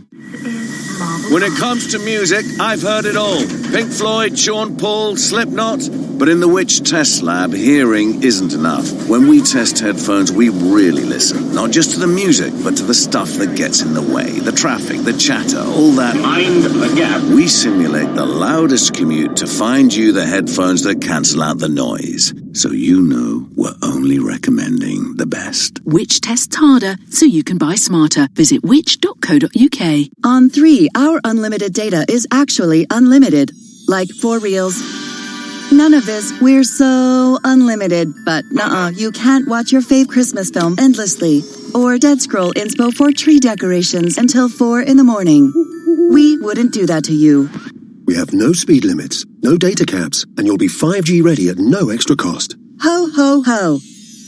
Switch to 3, in-store or online. See 3.co.uk/unlimited-data. Ah, Christmas. A time for celebrating, unwrapping, and unwinding. Capture every moment with an epic iPhone 6S with a 12-megapixel camera. Now only $12.99 a month from Tesco Mobile, saving you £72. It's just one of the ways we're celebrating 100 years of great value. Go in-store or search Tesco Mobile. Tesco Mobile. Every little helps. Saving £2 per month over 36 months was £14.99. 36-month credit and rolling monthly usage agreements required. Subject to status. Terms apply. See tescomobile.com/terms. What better way to celebrate the holidays than with a subscription to TuneIn Premium? With a bottomless library of the world's best audio, it's the gift that keeps on giving. Search Premium to upgrade today. The Better Network is now on TuneIn.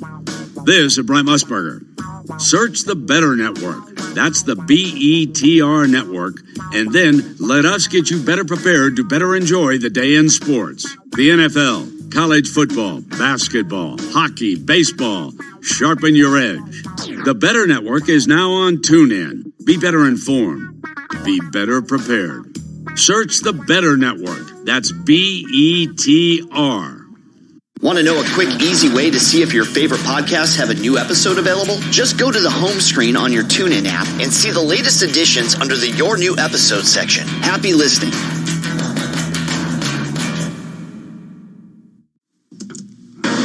This hour on Squawk Box, it's Jobs Friday in America. We're just 30 minutes away from the November employment report, and investors are paying close attention. Coming up, we'll tell you what Wall Street's watching for, then bring you expert analysis as soon as the data hits. The final hour of Squawk Box begins right now.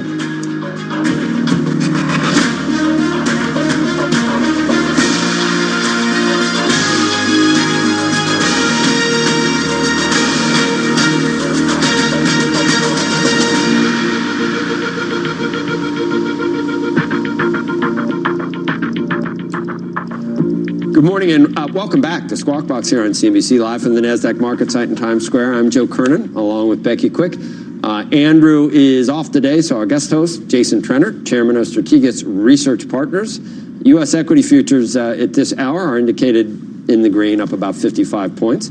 On the Dow, up 6. On the S&P, and NASDAQ indicated up 23. Treasury yields, which kind of interesting. Every utterance about China trade seems to move the 10-year, and we seem to be maybe a little bit closer to being back on track. So we're ready maybe to breach the 1.8% level again, which is notable in itself. 1.8. Yeah. Wait until you hear some of these stories that people are going to be talking about today. China saying that it will waive import tariffs on some shipments of pork and soybeans coming from the United States. The country's finance ministry says that the waivers were based on individual applications from companies, though it didn't say how big the shipments were. China hit the U.S. with a 25% levy on soybeans and pork last year, then added more tariffs in September. Just a few minutes ago, President Trump tweeted on the subject of trade and, perhaps more importantly, reports of trade developments. He said, "Do not believe any article or story you read or see that uses anonymous sources having to do with trade or any other subject. Only accept information if it has an actual living name on it. Fake news media makes up many sources say stories. Do not believe them. That has set off a bit of a Twitter storm of other people saying he's been an anonymous source plenty of times before, but it does raise the question about which stories he's talking about. Are these the anonymous sources that have been saying a trade deal is near, or the anonymous sources saying forget about it, deal off? In the meantime, Uber says it received more than 3,000 reports of sexual assault in the United States last year. Believe it or not, that is down 16% from a year earlier. The numbers come from the ride-hailing company's first U.S. safety report. It's issuing this itself, and it says it plans to issue this every 2 years in an effort aimed at highlighting a focus on rider safety. Uber says that in the report that 99.9% of its more than 2 billion U.S. rides in those 2 years ended without a safety incident. And the United States now has one of the developed world's lowest tax burdens. A new OECD report says that because of the 2017 tax cuts, the only countries with lower tax burdens than the United States are Chile, Ireland, and Mexico.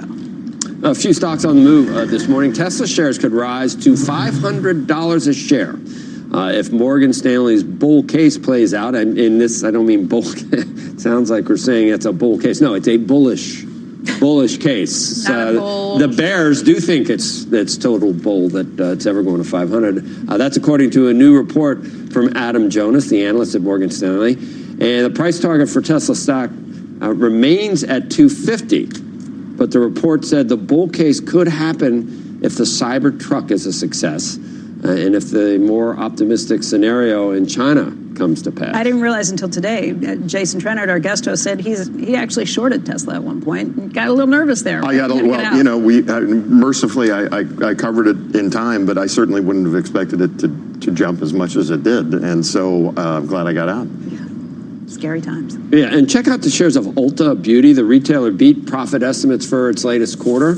Revenue and comp store sales were essentially in line with forecasts as well. The results were boosted by sales of its higher margin cosmetic products. Also, the monthly jobs report is coming up in just under 30 minutes' time. Economists expect an addition of 187,000 positions to non-farm payrolls.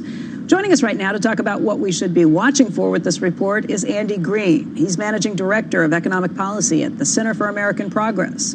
Douglas Holtz-Eakin, who is former Congressional Budget Office Director and President of the American Action Forum, and Oksana Aronov, who is Managing Director and Alternative Fixed Income Strategist at J.P. Morgan Asset Management. Of course, our guest host is Jason Trennert. We just introduced him. He's with Strategas Research Partners. I've lost audio. Doug, can you hear me? Yes, I can. Okay, let's talk a little bit about what you're anticipating, what the most important numbers are. People say the Fed's not watching as closely, but obviously it does matter for the economy.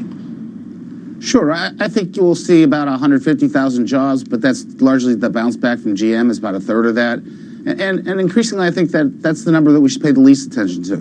The numbers I'm looking for are the wage growth numbers, where I think we'll get about 5-6 cents an hour, and the labor force participation. Those are the indicators of, is there going to be continued inflows that permit some slack in the labor market, or is it going to really, really tighten? That's what we've been waiting for. Oksana, this time around, we're thinking that the economy has dodged this recession. However, the jobs picture is so important in all of that because it affects the consumer directly. That's been what's holding up the economy to this point. What's a good number? What's a bad number? 180 is something which is what the consensus is expecting right now. That's going to be a really hard threshold to beat. So I think if you look at the past 6 months, right, we've been moving at an average of about 150. We came into the year with a 6-month average of over 200, and the margin of error has been about 50, kind of either way on each number. So I think as long as the numbers stay, the actual number comes in somewhere in that collar, the narrative will be whatever people want it to be. Right, everyone's going to see what they want to see, but generally it will mean that the economy continues to be strong and the Fed can continue to be on hold.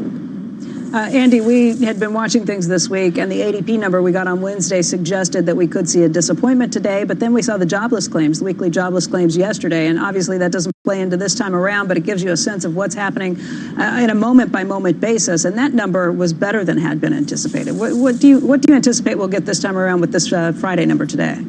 I mean, I think 180 is quite reasonable, but this is a slowing economy. It's an increasingly low-energy economy. If you look at under President Obama, the last 35 months in office, he was creating 225,000 jobs. The first year of Donald Trump, first couple of years, we were seeing 200,000. We're down to, on average, 170.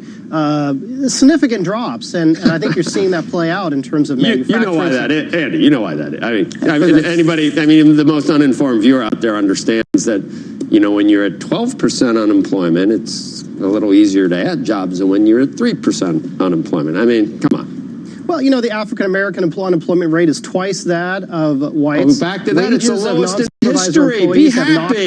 Be half full, Andy. It's the lowest in history. Be half full. We will have more work to do. But give some credit, it's the lowest in history. Be half full. Don't be half empty. Come on. Look, I'm looking at what the results are for working families. And working families, they're not seeing the benefits of the economy. We're seeing billions of dollars, record corporate profits, record buybacks.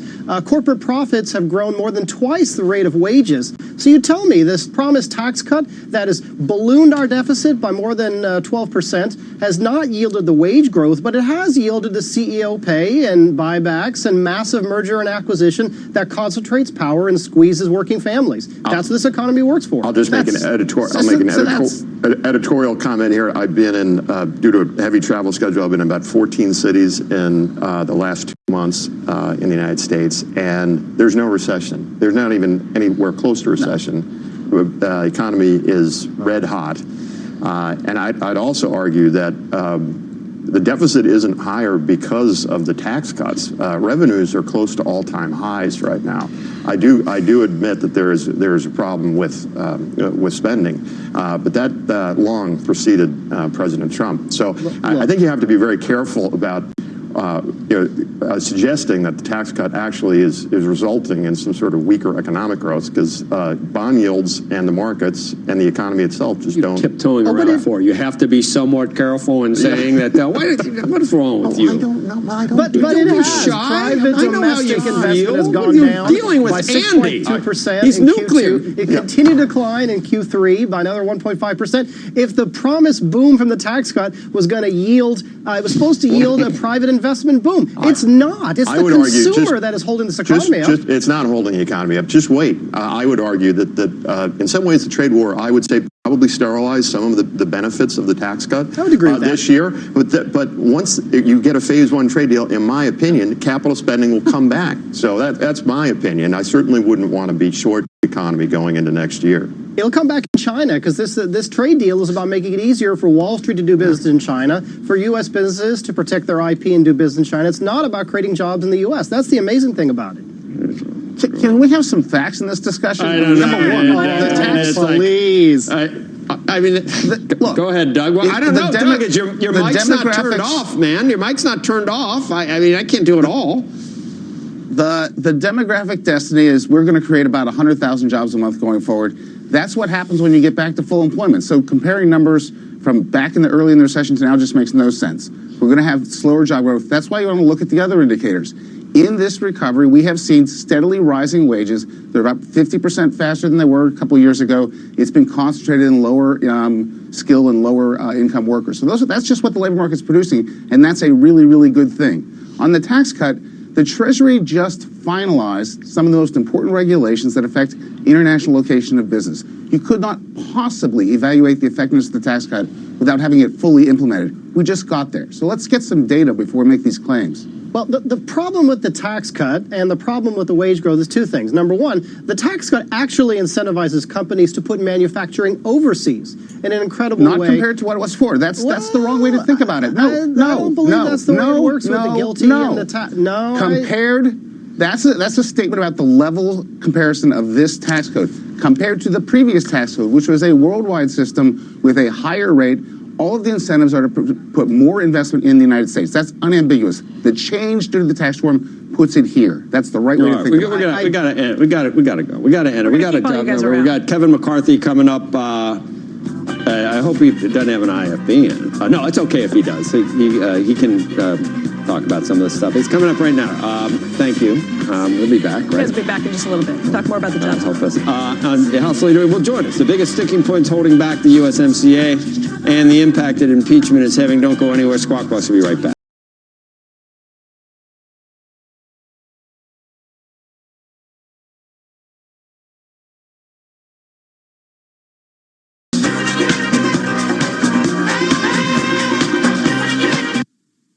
This CNBC program is... You need an alibi. This is your mother's murder we're talking about here. What happened to her? Who killed her?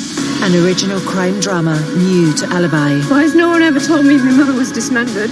You need to stop sleuthing. From the makers of Happy Valley. The investigation seemed inept to me. And starring Line of Duty's Martin Compston and BAFTA winner Molly Windsor. Traces.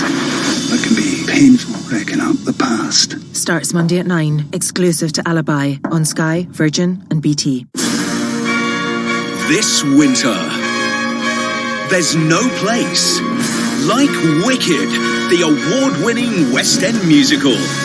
Discover the incredible untold story of the Witches of Oz and how one came to be called good and the other wicked.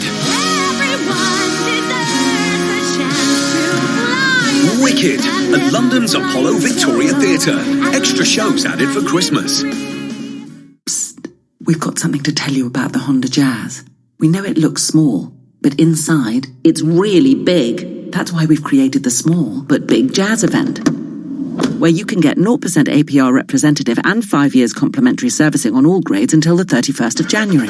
The Honda Jazz, the small car with the big offer. Visit your local dealer to find out more. Honda dealers are credit brokers, not lenders. Finance provided by Honda Finance Europe, authorized and regulated by the Financial Conduct Authority. Terms and conditions apply. How many doors till Christmas? You know it's not far off when the Advent calendar goes up. At Asda, we've a great range to choose from, including Maltesers and Galaxy calendars for just £2 each. And our Asda Free From Advent calendar, just £2.50. Asda, let's make Christmas extra special. Selected stores subject to availability, 93 grams to 110 grams. Come on in, everyone! Gavin, Stacey, Mrs. Brown, Robbie, Your Majesty, Craig, Shirley, Mr. Bond. Oh, hello, Smithy. Lock the fridge, please, love. Have them all round to yours with the Sun's brilliant Christmas TV listings pull-out. Pick up the Sun on Sunday this weekend. Christmas. A time for celebrating, unwrapping and unwinding. Capture every moment with an epic iPhone 6s with a 12-megapixel camera. Now only $12.99 a month from Tesco Mobile, saving you £72. It's just one of the ways we're celebrating 100 years of great value. Go in store or search Tesco Mobile. Tesco Mobile. Every little helps. Saving £2 per month over 36 months was £14.99. 36-month credit and rolling monthly usage agreements required. Subject to status. Terms apply. See tescomobile.com/terms. What better way to celebrate the holidays than with a subscription to TuneIn Premium? With a bottomless library of the world's best audio, it's the gift that keeps on giving. Search Premium to upgrade today. Agreed. Welcome back to Squawk Box. We're just a few weeks away from the new year, and House Minority Leader Kevin McCarthy is concerned that the impeachment proceedings in Congress are holding up their replacement for NAFTA, the USMCA, U.S.-Mexico-Canada trade agreement. Joining us now, House Minority Leader Kevin McCarthy. Yeah, we talk about it every day, and Leader, we talk about just in general things that Congress could be doing so that there might be a tailwind for what is already a pretty good economy. It could be even better, and we're just stuck in the mud, not getting anywhere. We know why. What do you think the prospects are that we get out of the mud? I don't think very good. Well, we got 9 legislative days to go. We don't have a budget. We don't have funding of government. We got impeachment hanging over our head. We've got more than a year since USMCA was signed. And there's so many aspects. Thanks. In a few moments after I get off here, you're going to have the jobs numbers for last month. Whatever those numbers are, they would be higher if we passed USMCA, about 176,000 more. But there's a different element to that. As you have this conversation about our trade agreement with China, you know what? In the last few months, that Canada and Mexico's our #1 trader, Canada's #2. If we had USMCA done, we would be in a stronger position our negotiation with our third trader, China. So there's so many elements to this that make America stronger. But what's really been a hang-up is the Speaker has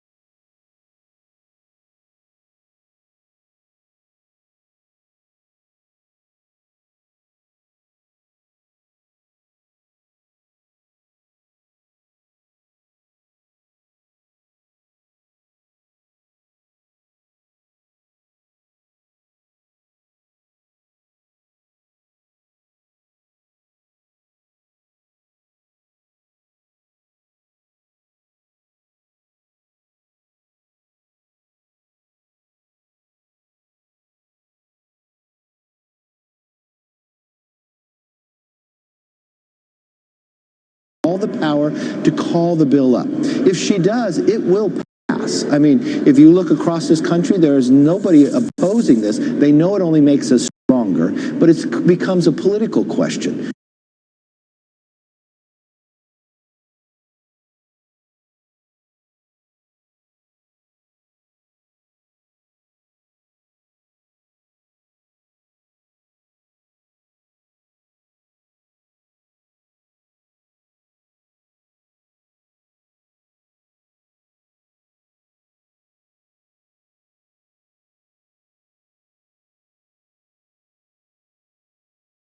That she's more concerned of maybe tearing down this president instead of building this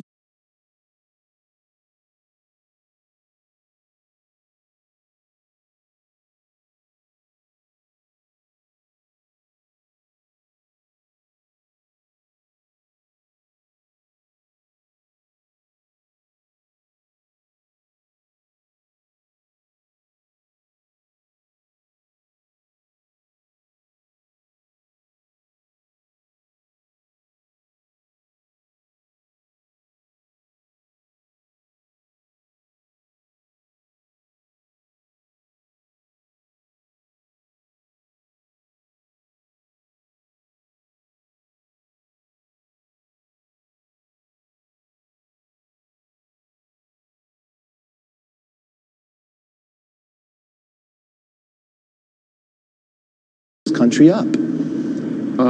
Yeah, so you don't think Nancy Pelosi, you think the reason it's not going forward, pure and simple, is because Speaker Pelosi won't bring it, and you don't expect that to happen? That has been the play the whole time, but I do expect it to come. This is why. We have been out making the case. If you look at all the times USMCA has been mentioned here in Congress and others, the Republicans have done it 91% of the time, 8% on the Democrat side. But we have really built a groundswell of support across this nation, and they're beginning to feel it and hear it. And the real challenge here is if the Democrats run for re-election, they've issued more subpoenas than they created laws. They need something to run on. And I got to give a lot of credit to this administration. They never backed away, regardless of all this impeachment. Lighthizer has done an amazing job. The vice president's been out there campaigning. I actually believe we get USMCA done. I'm just wondering whether do you think Speaker Pelosi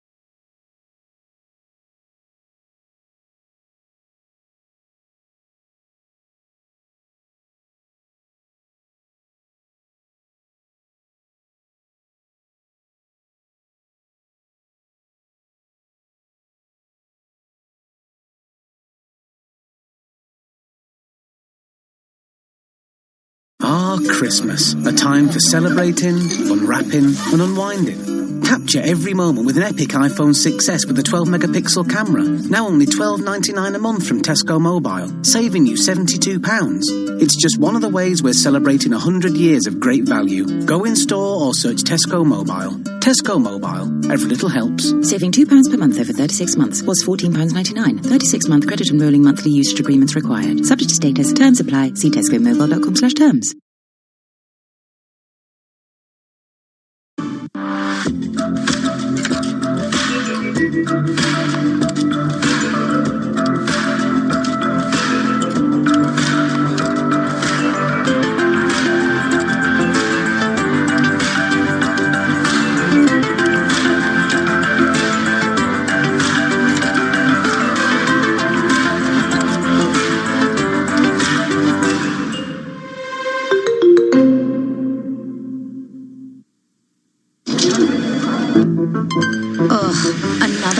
Signature. You have to print, walk, sign, scan, recycle, walk, email yourself. Really? More walking. Try again. Waiting, recycle, walk, email yourself. Then get back to your day. Or not. This isn't working. Introducing Samsung Paperless Workflow Solutions. With a Galaxy Tab S6, you can sign digital documents on screen with a finger or your S Pen. Samsung Business Solutions.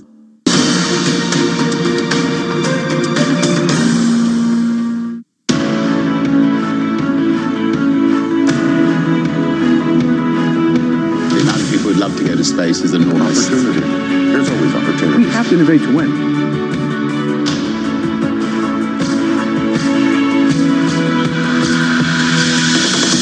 We think about the long term. AI will change 100% of jobs. With some people in negotiations, the best technique is to act half crazy. The biggest names in business are on CNBC.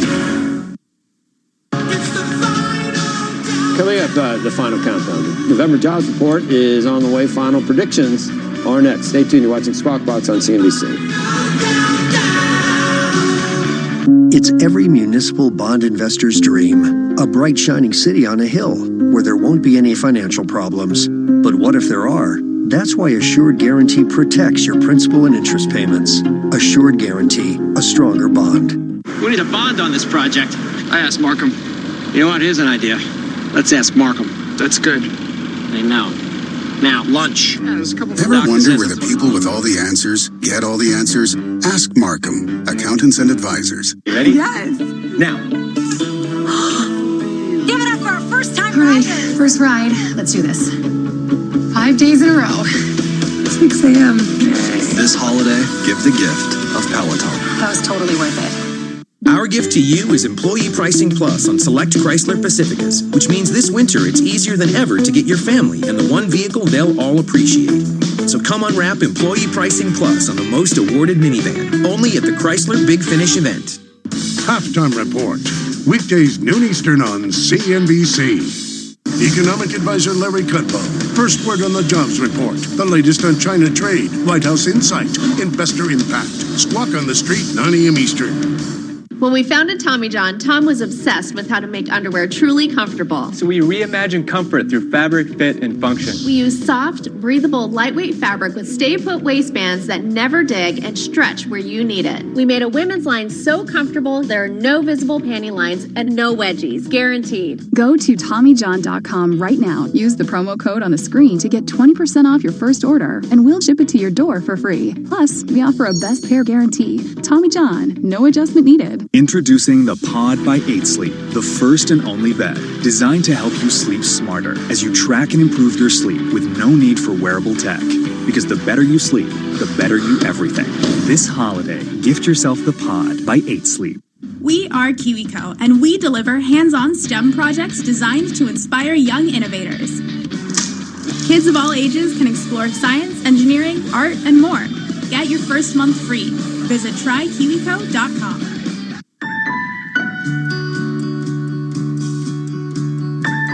There are things we would change about work, and there are things we wouldn't. When work is worth it, work is worth it. Work can be closer to home, pay more, make us proud. Career Builder. Work can work. Find your work at careerbuilder.com. Coverage of the jobs report is sponsored by Career Builder. Career Builder. Work can work. All right, welcome back to Squawk Box. We are just a few seconds away from the November jobs report. The market has been anticipating a gain of 187,000 jobs for the month of November. Unemployment rate seen sticking at about 3.6%. Right now, the Dow futures up by 53. S&P futures up by about 6 points. The NASDAQ up by 21.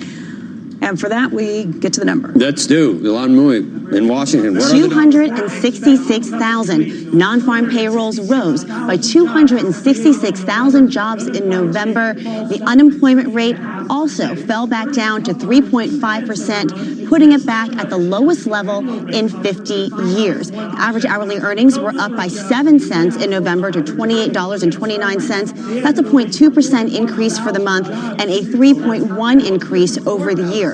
Previous month's jobs numbers were also revised upwards. September's number was pushed up by 13,000 jobs, going from 180,000 to 193,000 jobs. October's number was revised upward by 28,000 jobs, going from 128,000 to 156,000. And that means that there are 41,000 more jobs than were previously reported, putting the 3-month moving average at 205,000 jobs. Now, there was strong hiring across the board. Manufacturing, that sector increased by 54,000 jobs in November. Motor vehicles and parts, that part increased by 41,000 jobs, reflecting the end of the GM strike. The healthcare industry, as well as leisure and hospitality, both of those sectors added 45,000 jobs. The labor force participation rate, that ticked down by 0.1% from 63.3 to 63.2%. And U6, the broadest measure of unemployment, that fell slightly from 7 to 6.9%. Guys? Thanks, Ilana. It's just hard for me to believe that those other organizations don't let the world leader in businesses get the information out first and then start talking. They've got a... Did you hear all the Everybody gets the same... Yeah, I know, but I just would think they'd defer to us and let Ilan do her job. Steve would be the way to do it to get Absolutely. it. Here's what I'll say, Steve. I'm going to ask you about it, Joe. I'm going to say it to you. Oh, you. You're going to like it. I'll get to the reaction. When we get news that's not so hot, we don't worry about rates coming down anymore and say, wow, I'm hoping for that. When we get news that is hot, we don't immediately think, oh, my God, the Fed's back in the market again, rising. We're in a different place. We're in a different place. Right. So this is hot. And what's the this market is hot, doing? The market went up. The dollar index went up a bit. It's interesting. I can't wait to get there. Is Rick there today? I assume Stock he is. market went up like 85 points. Rick's here. The market is higher. Just say real quickly, the Fed is not in this game right now. They've changed the metric. Is this hot enough that it brings them back in, or no? No chance. I don't think so. I think Powell has been very plain spoken about the idea that he's looking for an inflation number in the 2.5% to 3% range. Done it sustained over time. No, because Joe. No, months ago this would have been. Oh no! Absolutely. We lack a mechanism for the transmission. We don't know how we're going to get there. I continue to believe it's global growth, which is now the new supply chain we live in. That the biggest and realest scare we've had on inflation was when we had this global synchronized growth. They're not there now, and I don't know when we get there. I would argue, I'm still a monetarist. With the velocity money where it is, given the burden of the stress test, what's happening in the repo market, it's just hard to get inflation, in my opinion. I don't think that's wrong. I think all of the inflation is in financial assets. It's not in goods and services. Okay. Is it? You do have a tick higher. Steve, there will come a time where we get a number like this and we check predicted.org 2020 election. I mean, this is a good number for a re-election. It's a good number for re-election. I'm trying to see sort of where it came, and I think Elon had a very nice description of it, which is that it's kind of across the board. First of all, you had the 41,000. From last. I'm going to go back. 41,000 additional jobs last. Right, because of the strike. I'm going to go back to the chart that I showed, that 3-part chart. You remember, I've now shown it twice on TV, and I wrote some scribbly stuff over before, that there's been 3 eras of job growth. 200 plus, down below 150, and in the 180 range. I'm going to take 40 off of this to come down to 220 or so, and I'm going to say, look, where are we?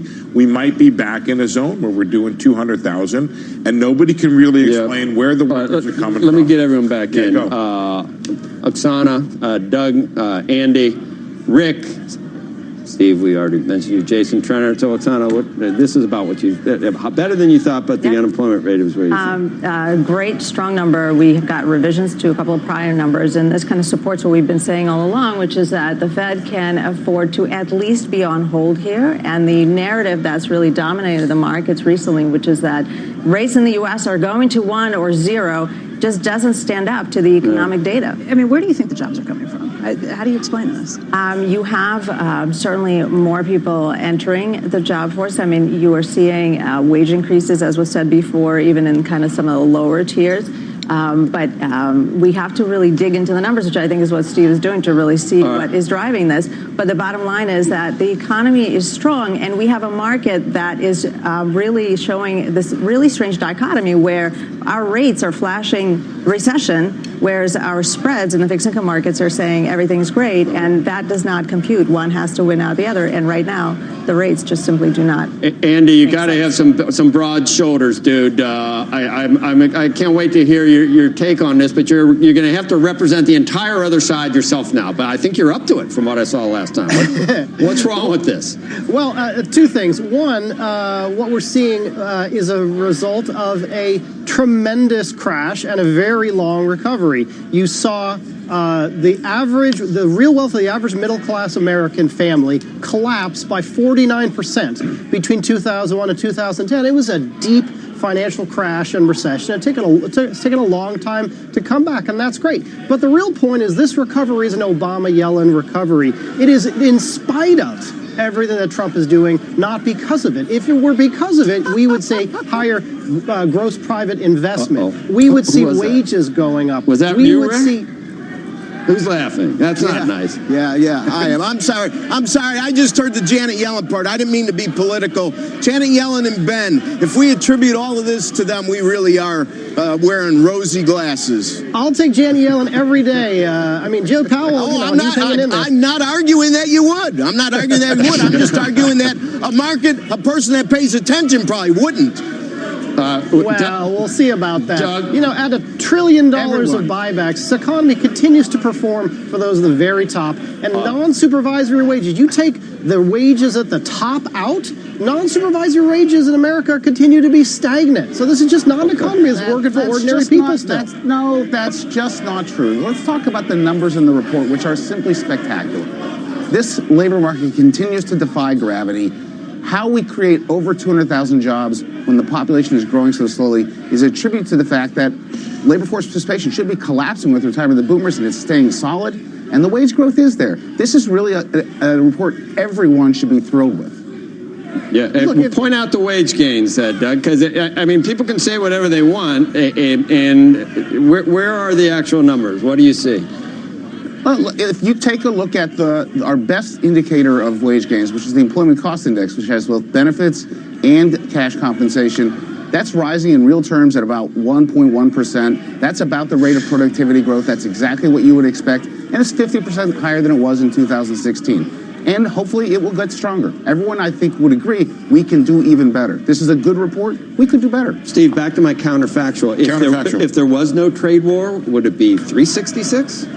I think you might have additional capital spending out there, and when you well, that would be unbelievable. Be above where we are. Do you think that this could be revised down? This could be revised down. It could be. I mean, I think that it's hard to be a human being and not say more jobs is better and good for everybody. I just don't see how you can get to any other place. What I was just thinking was, Rick, it's a little reflexive of us because we do this all the time, but there is sort of kind of a bit a rate cut built in towards the end of the year. I'm seeing that come off a little bit in terms of any kind of reaction at all in the fixed income market that might relate to the Federal Reserve, Rick.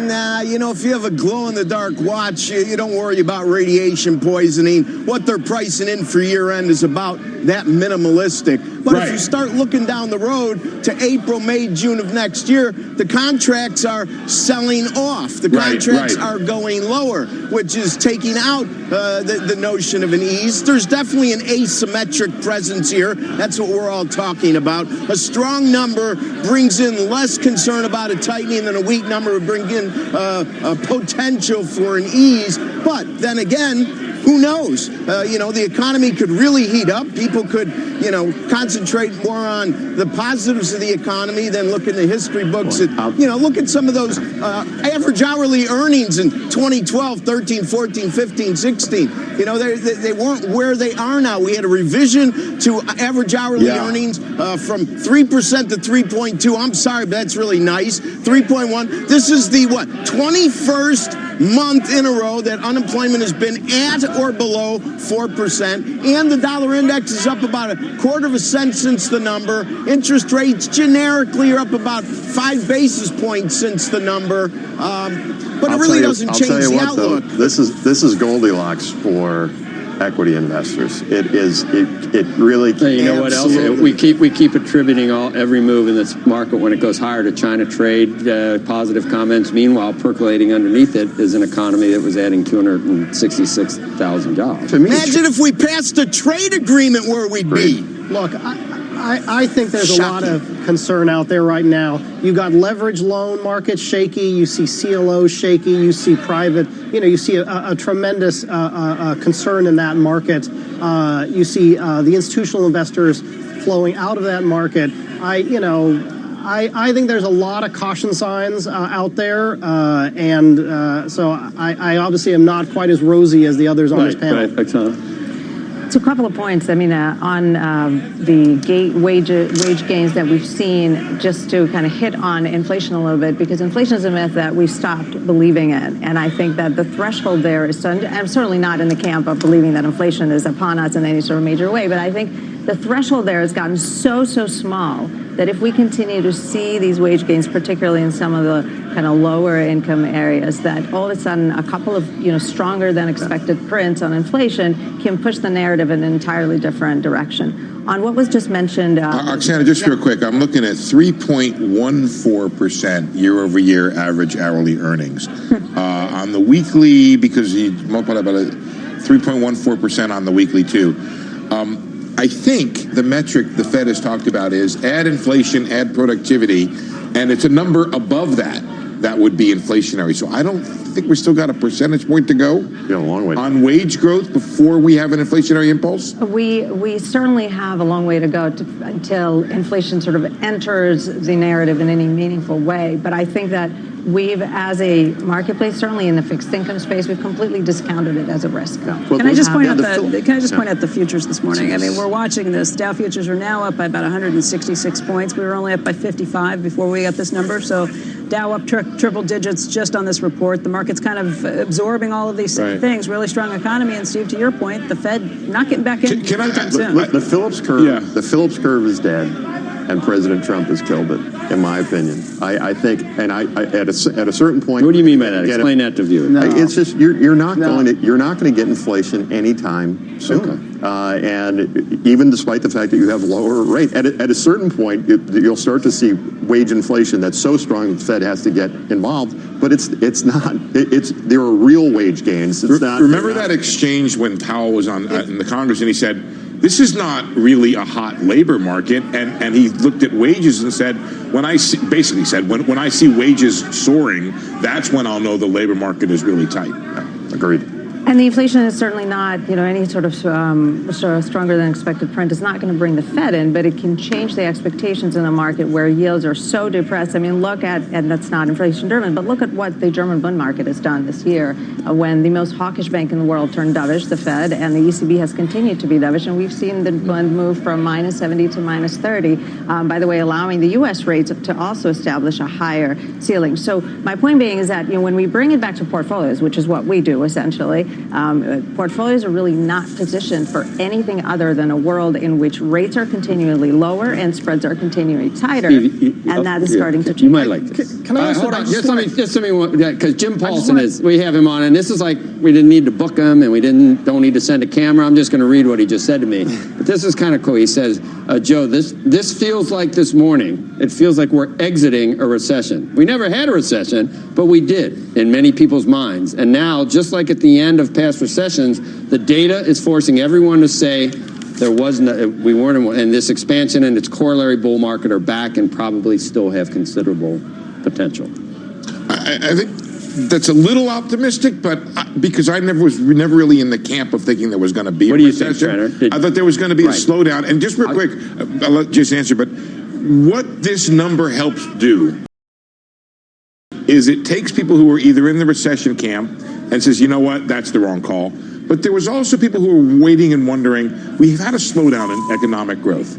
And they're wondering, was that going to spill over into the job market? This shows it hasn't, at least thus far. Listen, I think the irony here is that despite the duration of the expansion, which is the longest expansion in post-war history, we're not particularly late in the business cycle. Everyone has been saying that we're late in the cycle. This suggests that Jim is right, that we're not as late in the cycle as we think, despite the duration of Kramer's of been the saying, expansion. kind of saying this stuff. Kramer at the beginning of the week said nothing's setting us up for December of last year, and he got because we had an economic rainout right in the middle of the expansion. That's the problem. Rainouts don't count. The game gets continued.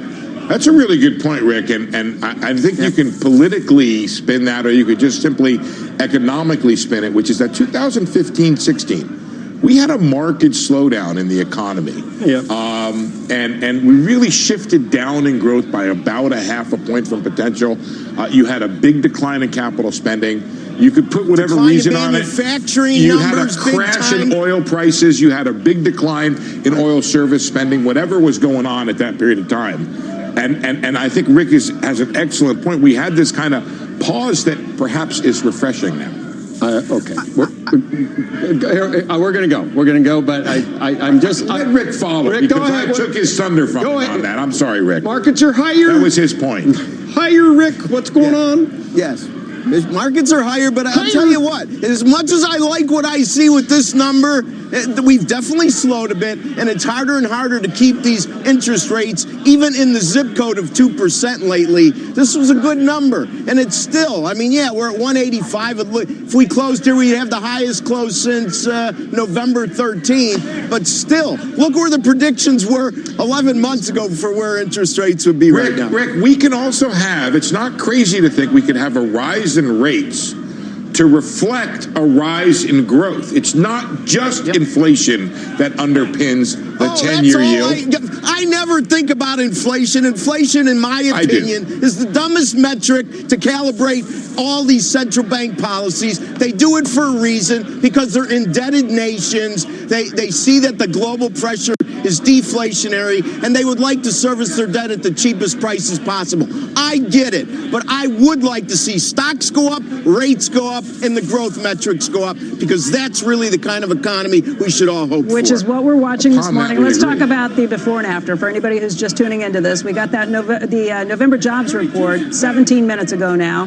Before that jobs report came out, we were looking at the Dow futures up by about 55 points. Now they're up 172 points. Before the jobs report came out, you were looking at the 10-year, and at that point, we were looking at just below 1.8%. Right now, you're looking at the 10-year at 1.854%. This came because November jobs came in much stronger than anticipated, 266,000 jobs versus the 187 estimate. And by the way, that estimate earlier in the week, after we got a weak ADP report, was questionable. There were a lot of people wondering if the 187 number was far too high. We also saw unemployment drop to 3.5%. The estimate had been for 3.6%. We saw increases in wages that came along with this. Hard to pick problems in any of these things. Markets looking at this and is trading higher across Steve, our buddy Zandy's going to be right someday. Well, he is. Someday. He is. Someday, but we're not at one trade. I hate to say this, but the demographics have to be right someday. Yeah, I know if Doug is still there, maybe I know we got to go, but that's the inexorable thing upon which the economists base their forecasts, is that number of jobs over some period of time must equal number of people available to fill those jobs. That has not turned out to be a good working theory, I think eventually it's got to be true. People are working longer because they Yeah. don't have the resources to retire. This has been a collapse of the middle class, and people are still hurting. I'm just not seeing the optimism. Obviously, there's good numbers today, but I remain concerned when you actually talk to ordinary working families out in a lot of left-behind communities, they're still hurting. Well, we're going to bring in a market guest. I just want to make one more point, and it might not. It's sort of, I'll look at you when I say it. The Democrats, it was probably a good move to do this whole impeachment stuff, because if they had to talk about the economy and didn't have the impeachment to talk about, they really want to focus on impeachment for the next couple of weeks, I would say. That's what I would do. If, I don't know. I mean, but sooner or later, if they're going to run out of that. Anyway, let's bring in, we can bring in a market. Lori Heinel is here. She is the Deputy Global Chief Investment Officer at State Street Global Advisors. And Lori, these numbers stronger than expected. What's it make you think about the markets? I gotta go. Well, first of all, yeah, it was pretty strong across the board, not just the print, but also some of the revisions from past months. Look, we've been pretty encouraged about the global economy all this year. We've seen improvement, even in the dark of the summer, when a lot of other people were thinking that we were going to go into recession. We sort of felt that the consumer and the services sector would help us kind of power through. And this is just validation that we are in a bit of an upward momentum here. You wonder, one thing I would just wonder, the thing about the knock-on effects of this is certainly good for trade negotiations, I would argue, for the United States, right? The U.S. is sitting pretty right here, Which and means China's a before little bit December weaker. 15th. If it looks good for the U.S., strengthens their hand, does it also strengthen the president's resolve to say, maybe it pushes us forward? Are we playing it forward, though, too much? What are the job gains going to be in May, June, July of next year? I was just going to put a little bit of rain on the parade, Joe, which is that I don't think the run rate is 266. We had a monsoon with Andy. A little bit of you got a little drizzle is going to be okay. Drizzle, which is I don't think the run rate is 266. I think it's fair to say that somewhere in the 180 to 200 range. Think if it was 200, because Mark said 120. That's a great number. It's double what we think we ought to be able to do, and I don't have a good explanation. And you don't know where they're coming from, and you don't know whether. I mean, I can look. I was looking before. The participation rate, can that furnish jobs in May, June, and July of next year? You can bring young people back to work. You can bring men 25 to 54 back to work. And one of the phenomenon of our day is 65 and over increasing their participation rate. They're still actually bringing it down because there's more of them and they work in less numbers than others. However, larger percentage of them now are staying in the workforce for whatever reason. If millennials decided to start working, would that help? I don't believe millennials will ever begin to work, Joe. That's my... not true. We've got lots of them here. I'm the defender of millennials on this table. I'm playing with Joe. And I'm just kidding. You're not, though, Joe. I am. Are you changing your mind on millennials? I love millennials. You do? How can you not? They're a group of people that are 25 to 40. Admit it, Joe, you're just focused on the demographic for our ratings is really what you're really all about. No, I think he's been talking about how Has he changed his mind? How can you not like, and when they all do go through this kind of stuff. How about Gen Xers? What do you think of that? Is that before? It's after millennials. I like them. I like Gen Zers even more, though. The new, my kids are, They're good. They're good. Maybe it's the Wharton effect. Anyway, where are we going to? Where do we go from here? Yeah, where are we going to get the workers next year? Where are we going to get the workers next year? Well, as Steve said, or are we wrong? Even just to keep pace with the working age population, we should still expect a number probably in the low 100s or around 100. So it's going to continue to be probably overall a constructive story. Although print to print, right? There's always going to be volatility, and so there's a lot of excitement around this table right now. It may be a little bit less over the next print, but generally the economy continues to be strong. Lori, I want to get back to you on this. What do you tell investors to do if the economic backdrop is looking stronger? You got to take that together with the idea that this strengthens the president's hand, so maybe the trade negotiations get a little hairier right now. What would you tell people to do in terms of investing? I think that's a really important point, this whole trade issue, because all year long, that's been what's giving the market sort of the heebie-jeebies, right? Is that every time that we start to feel as though we're getting on some sort of a footing, we have a breakdown in the trade negotiations, and then that feeds back into slower manufacturing and less business investment. So generally, we've been constructive. We've been saying to our investors that we do think that the economy is going to improve and that these headwinds should dissipate. But as you said, a strong number might actually lead to the opposite result. So we're still constructive. We're still in risk assets, and we still think that the 2020 will be a good year because growth will continue to improve. Lori, thank you for joining us. Also, thanks to our jobs panel today, Andy, Douglas, Oksana, Rick, Steve, Jason Trenner sticking with us. Let's get down to New York Stock Exchange. Hey, Jim, I keep looking at the New York Post website for a correction of that story they wrote about on Monday about how December wasn't starting out so good and how wrong you were going to be. They're not.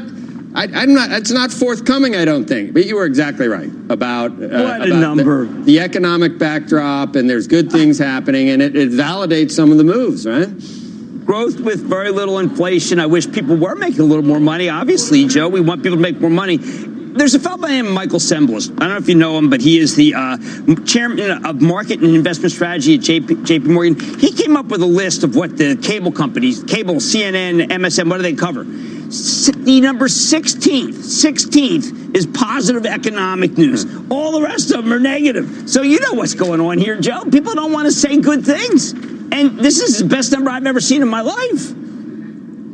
Well, I said this earlier, can it last forever, Jim? How can it last forever? Unless it's a participation rate. And No, I think it has to go up, Joe, because when we win the trade war, which you know we're going to win now because we have the better numbers, then they're going to have to put jobs here. That's what they're going to have to do. We're not even talking about that yet. In the end, the Chinese are going to have to put jobs here because this thing is, the president can walk away from the table with this number. You are so anti-normal, knee-jerk thinking of the MSM. So we could actually have more jobs coming back if we win the trade war. No, you won't see that written or said anywhere. Well, sometimes the truth sets people free. Yeah, that's a beautiful... Look, Joe, you and I both know. These are 50 years, okay? Now, I'm 64. There's beating. I didn't know about things were in 13 when I was 13 and 14, other than the war. But these are, I'm not going to say it. You can't contradict that these are the best numbers of our lives. Yeah. You can't. I mean, we had guns and butter when we were doing these things 50 years ago. And that followed with inflation and recession. I don't see inflation. I don't see recession. 50 years ago, that number was a curse. Now it's a blessing. And you know something, Joe? It doesn't matter whether you hate them or like them. These are real numbers. Someone said Janet Yellen numbers. That was funny. Unemployment rate since 1969. That's literally longer than I've been alive. Well, I mean, what am I going to do? I'm not from the Nathan Johnson School of Economics. Yep. All right, Jim. Kudos. Thank you. Thank you. We will see you. I think you're going to have a good show today with you if you fired up. Thanks. And don't miss a big interview coming up on Squawk on the Street. This is going to be awesome with National Economic Director Larry Kudlow. He might see some positives around. That's at 9:30 Eastern Time. Stay tuned. Squawk Box will be right back. When you finally stop working. Christmas. A time for celebrating, unwrapping, and unwinding. Capture every moment with an epic iPhone 6S with a 12-megapixel camera. Now only $12.99 a month from Tesco Mobile, saving you £72. It's just one of the ways we're celebrating 100 years of great value. Go in store or search Tesco Mobile. Tesco Mobile. Every little helps. Saving £2 per month over 36 months was £14.99. 36-month credit and rolling monthly usage agreements required. Subject to status. Terms apply. See tescomobile.com/terms. Coffee shop, cashback, cat flaps, cashback, beanbags, rucksack, hire car, buy a car, flapjack, cashback, dumbbells, cashback, takeaway, holiday to anywhere the sun is at, bum bag, laptop, big match, hatchback, binge watching, paintballing, crab fishing, cashback, anything you want to buy, everywhere you want to go. Guess what? Cashback. Whatever you spend your money on, get money back every time with the American Express Platinum Cashback Everyday Credit Card. Search Amex Cashback. Representative 22.9% APR variable. Minimum annual spend to receive cashback. Terms apply. 18 plus subject to approval. Your old car, your loyal friend, so many memories. It's impossible to leave their side. Until now, get £5,000 off a selected brand new Citroën when you trade in your old car. Alors, out with the old, in with the new. Hello Citroën, hello comfort. The Citroën Swappage. Trade in your old car for a brand new Citroën, including the award-winning SUV range. Citroën. Discount on OTR price of selected Citroëns excluding C1. Registered by the 31st of December when trading in a qualifying vehicle. Not in conjunction with other offers. Search Citroën Swappage for full T's and C's. At TUI, we can help you find the perfect family holiday. And with flights from 20 UK airports, we make getting there a whole lot easier. Book now with thousands of free kids' places, plus spread the cost and pay £0 deposit when you choose direct debit. Book online or in store with one of our travel experts. At TUI, we cross the T's, dot the I's, and put you in the middle. Offer available on selected holidays for a limited time and subject to limited availability. Booking T's and C's apply. At all protected. Markets have taken off on that stronger than anticipated jobs report. You can see right now, Dow futures up by 178 points, S&P up by 19, the NASDAQ up by 64. Jason Trennert, it's been great having you here. Thank you for joining us today. It's great day to be here. It is. Much more coming on Squawk on the Street. Make sure you join us next week, but right now we'll turn it over to those guys. Bye.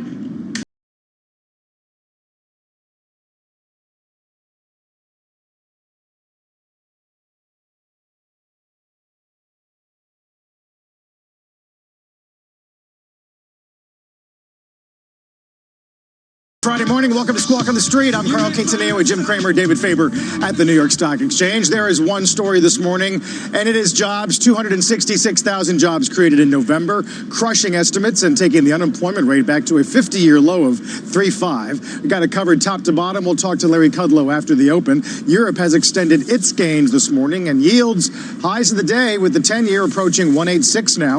Our roadmap begins with that blockbuster jobs report. Futures point to a strong rally at the open as employers add 266,000 jobs last month. Plus, top White House economic advisor Larry Kudlow is going to join us. It's a first on CNBC. Of course, we'll talk about jobs, the markets, and who knows what else. And Uber safety concerns. The ride-sharing company disclosing thousands of assaults in the past couple of years.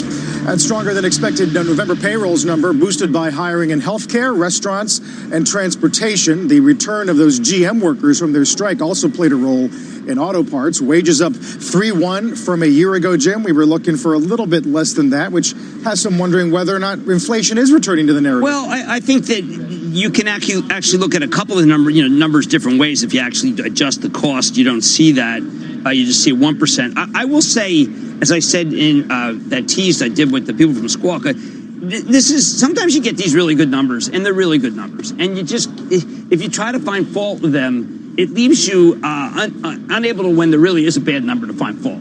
Well, I'm not saying wage growth is a fault. No, I'm just saying that we create a lot of jobs in the country, and maybe, I know this is heresy, maybe the workers are making a little more money, and maybe that's good, is what I'm saying.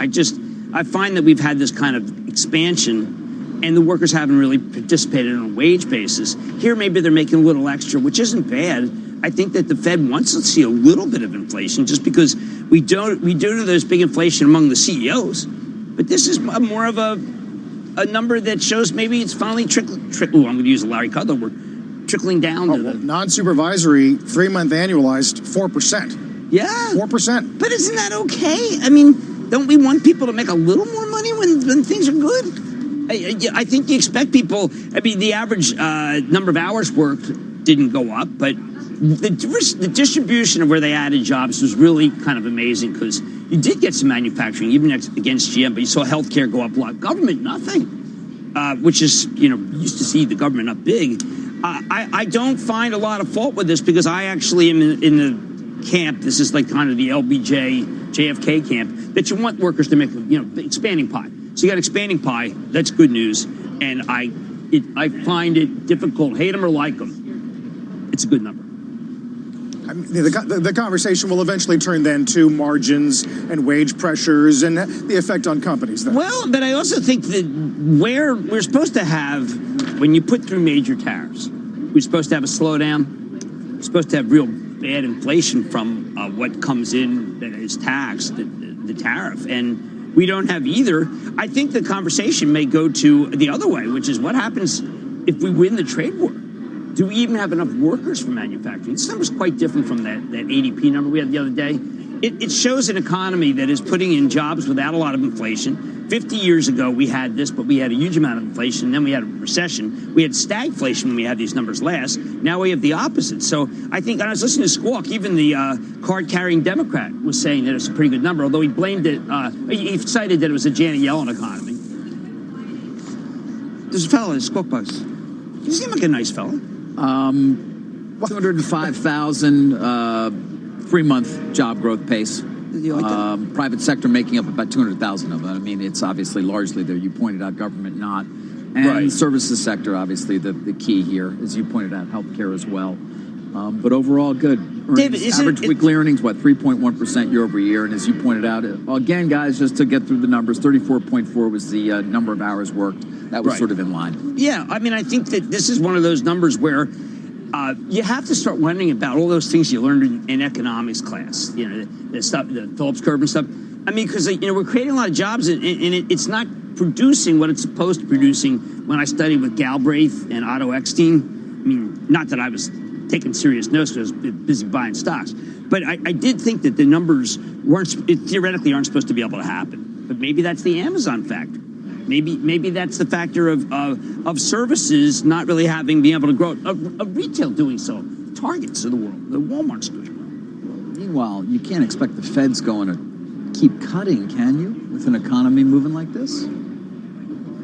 I actually think that is the question. Why do they have to? The dollar's actually been weaker. Now, I know I think you could keep a cut in reserve, but this is a great number. I know that Larry's going to come on and say, Larry Kudlow, say that we still need to cut rates. Do you think he really believes that? Maybe. What am I, Karnak? I mean, he probably sees that there is potential in the labor force, right? And it could be better. Yeah, well, I mean, there's still a lot of people who are discouraged, and that's a shame. There's still that 63%. So you could argue that they need to get it even stronger. I think that if you really want to win against China, and that's what I'm using now, win, then we do need the Fed to have the back of the country. Because I think this is the number that says I think the president could walk away today. I think he should walk away. Walk away from the talks. From the talks. Enough. What'd they do? Allow a little more pork to come in? That's the report this morning. It was like General Cho speaking out there. Got Xi and Cho. I mean, come on. They need the soy. They need the hogs. I mean, I was with someone yesterday, third largest buyer of hogs. And I got to tell you, from my perspective, here's the way I feel about this. Why don't they just come in and do something big? Because I think the president now has the ammo to say, listen, guys, the talks. All right, so the job numbers you think give the U.S. the leverage to just not worry about it. I know I'm a harder line. I'm a harder line than the president. I'm a harder line than Navarro. I'm a harder line than Navarro. Well, I don't know. Really? Could you really be harder? At this point, yes. My understanding, though, is the Chinese, I mean, first of all, they keep coming down in terms of their offer on agriculture overall. Yes. When you go back 6 months, where they were numbers-wise and where they are now, but that's the way the Chinese negotiate. Well, if that's the way you negotiate, you maybe wanted to take the earlier deal instead of this deal. And then the question, what I've also heard is the Chinese are done. They're sort of like, this is it. And now the negotiations between Lighthizer and Trump. I like that. I will tell you, I deal with a lot of retailers. 50% was from China on average. Now it's about 35-40. You keep these talks so that they don't conclude. It might get down to 25. And then what happens with the Belt and Road Initiative? Hey, you see that? Did you see the stuff about the World Trade Organization? We're still supporting them. We're lending money. The World Bank is lending money to them. The lending money is Kyle Bass, who's been on he's your buddy. Crusade. Yes, he's your buddy. An old dear friend of mine who's on a crusade to say that China has been benefiting from lending from the World Bank, and it makes absolutely no sense, and that they, in some ways, almost he argues, control the organization. So you know what's happening? We are lending through the World Bank. Yes. We're lending them. We want to get it down to 1.3 billion. We're lending the Chinese money. Yes. Now that's why I say I'm harder line. Because the administration seems to be capable of trying to get it down to 1.3. I think they should be kicking in money to the World Bank. The second largest economy. Why aren't they kicking money into the World Bank? No, the reason why is because they're giving money, Belt and Road Initiative, to each country. You go into Milan. You're channeling. You've moved beyond Navarre to Bannon. By far. Yeah, you're not Bannon. I'm much further than Bannon. You go to Milan. You go from the airport. All you do is see these Belt and Road Initiative signs in English. That the Chinese are giving money directly to Italy. Meanwhile, they're using our money from the World Bank to give the money to Italy and Venezuela. Not that I want to conflate those two, because one place is just dying. Venezuela needs as much as it can get. That's the I'm sorry. crisis, You compare. I mean, I'm not. I am. Let's hear where Larry Kudlow is. We're going to what? Well, I think he still wants to do trade. He's still in the James Bond, and I'm in the Goldfinger. No, Mr. Bond. I want you to die. Meantime, other corporate news this morning. Uber says it's received more than 3,000 reports of sexual assault during 1.3 billion rides in the U.S. last year. Its first biennial safety report, the company says that was down 16% from a year earlier and details efforts for further safety improvements. Average of 3 million rides a day, 3,000 sexual assaults, 107 fatalities, 19 fatal physical assaults. It's hard to know how this compares to just population at large. And I've been trying to find out, dealing with them, and I can't seem to get an answer. I know it's pretty early out there, but I would say there is not only no silver lining to this number. I use Uber, and my wife uses Uber, my kids use it, and I found this Friday. I mean, we forget really? Uber is a global company. Right, but I don't think that, I mean, to me, until proven otherwise, it did make me feel like that they do not necessarily screen. I found these, did you not find these numbers surprising? I didn't really have much of one way or the other. I didn't have context is hard to understand. Well, that's what I asked for. I said, give us some context versus regular cab drivers or something, but I found it disconcerting. Sure. How about that? It was disconcerting. They're out pretty forcefully in the press today, full-page ads talking about the report, the survey. They do say this is just the start of our larger efforts. We realize that nothing can ever be 100% safe, but that doesn't mean it shouldn't be our ambition. And I thought that was the good thing was they admit it and they're going to put things in action. The bad thing was, wow, that was, I regarded the statistic overall without the context as being that they do not have the kind of screening that you would like to think for someone you're driving around with. Listen, let's go back to London, where 14,000 drivers were not who at least they said they were. Yes. And they've been, I mean, you can't, maybe they win on appeal there in some fashion. They tell me they are. That's a profitable market for them. It's, an area where they're making money, London. Well, certainly one of the more important metro areas that Uber operates in for them. Well, the cost is going to be there. The cost is so much cheaper than the black cars. So they're really nice. I use Uber when I'm in London. And I never. I mean, why not just save a lot of money? That's a real diversion. But when I look at the numbers, Tony West was speaking with NBC News. Tony West, you should tell people who Tony West is. He was in the most respected member of the Justice Department. He went against the banks. But now he is. Now he's their general counsel. Right. And this guy's unassailable. He's going to put out every detail. And I think that's fantastic. But he did not give the context of this detail. Maybe this is the average rate of cab drivers, and they just didn't put it in the context. That's what we need. And then I would feel better. And maybe they haven't. Yep. We'll talk more about Uber. Of course, price still below those opening trades when the IPO occurred a few months ago. When we come back, we'll talk more about the jobs number, trade, of course, and more with Chief White House Economic Advisor Larry Kudlow. That's coming up later this morning, just after the opening bell. We'll get Cramer's Mad Dash, take a look at futures here. The Dow is trying to erase the deficit for the week. As it stands right now, we'd be looking at the worst week since October 4th. Back in a moment.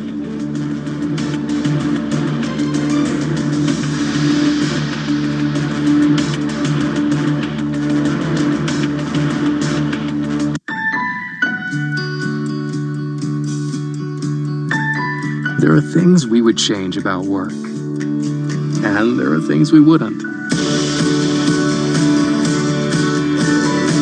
When work is worth it, work is worth it. Work can be closer to home, pay more, make us proud. Career Builder. Work can work. Find your work at careerbuilder.com. When we were looking for a roommate, he wanted someone super quiet. Yeah, and he wanted someone to help out with chores, so we got Jean-Pierre. But one thing we could both agree on was getting Geico to help with renter's insurance. Yeah, Geico did make it easy to switch and save. Oh no, there's a wall there now? That's too bad. Visit geico.com and see how easy saving on renter's insurance can be. We have to do this in 5 days. 5 days. Our specialty, retail rescue. I design it, he builds it, and owners benefit in ways they never thought possible. 5-Day Biz Fix, all new Wednesday, 10 Eastern. CNBC, get yours. We did get too complacent. Stocks did need to come down to more enticing levels. Now, you have to be careful because these kinds of moves can be brutal. And more important, they can be longer lasting than the typical dip. At Credible.com, we've helped tens of thousands of people save money by refinancing their student loans. In 3 minutes, we'll get you actual rates from multiple lenders. We could save you hundreds of dollars a month. Visit Credible.com to see how much you could save. I got things I want to do, but student loans were holding me back. Credible.com helped me save $600 a month with a great rate. Now I can go do what I want to do. Visit Credible.com to see how much you could save on your student loans. This is Kate. Hey. She takes 2 prescriptions. Kate's son Jack takes 1 too. Kate works hard and thought she had good insurance. But she still pays too much. That's no good. So Kate downloaded the GoodRx app. Now she can compare prescription prices to find the best discounts. She even beats her insurance price. Good for you, Kate. Good for you. GoodRx. Stop paying too much for your prescriptions. Download the free app today.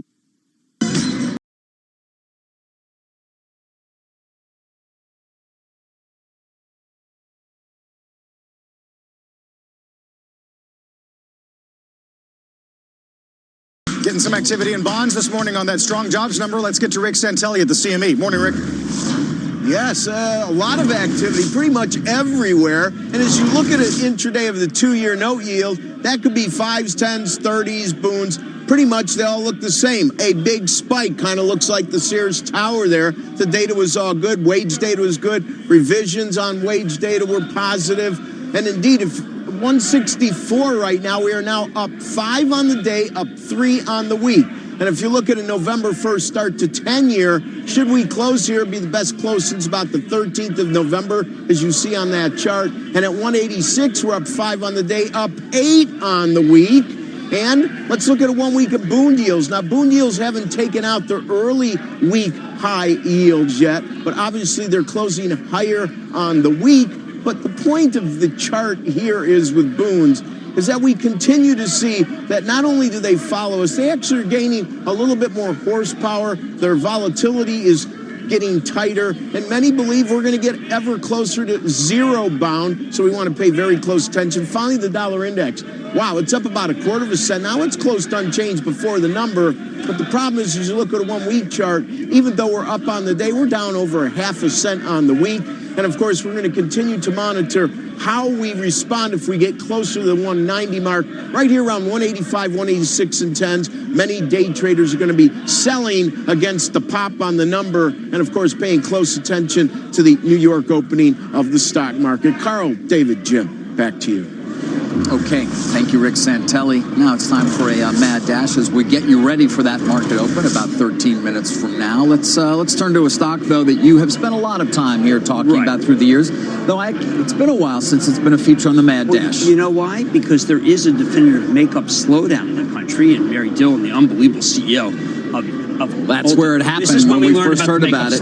Lack of contouring. Contouring suddenly became something people weren't doing. How the heck did you know that? Because I remember that. Okay. I read that conference call that day. And people are using less makeup, but there's still people putting makeup on them. A lot of this, David, is the Instagram. We're wanting to know, is that Instagram revolution slowing down on likes? We can't tell. Right. But they still managed to put up a 3.2% comp store gain. They're doing a lot on skincare, doing a lot in the back end, and the loyalty's doing all. So a lot of people felt like it was going to continue and short position build up, and it turns out that they've been able to stabilize despite what is known as a classic cyclical makeup slowdown. So Mary Dillon, most impressive, really a good conference call.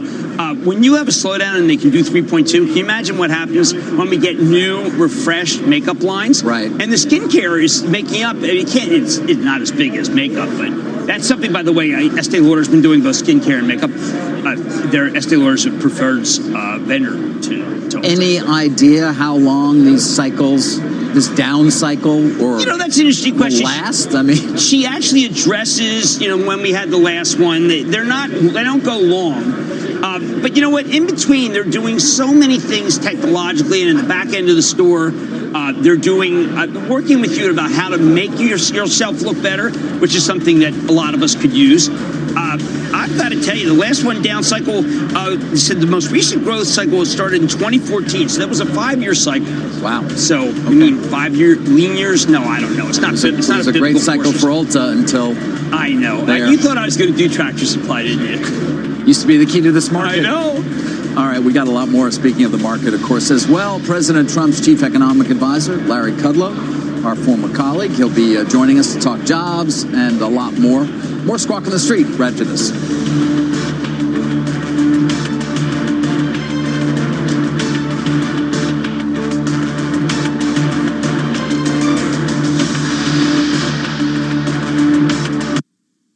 The Bond Report is sponsored by PIMCO.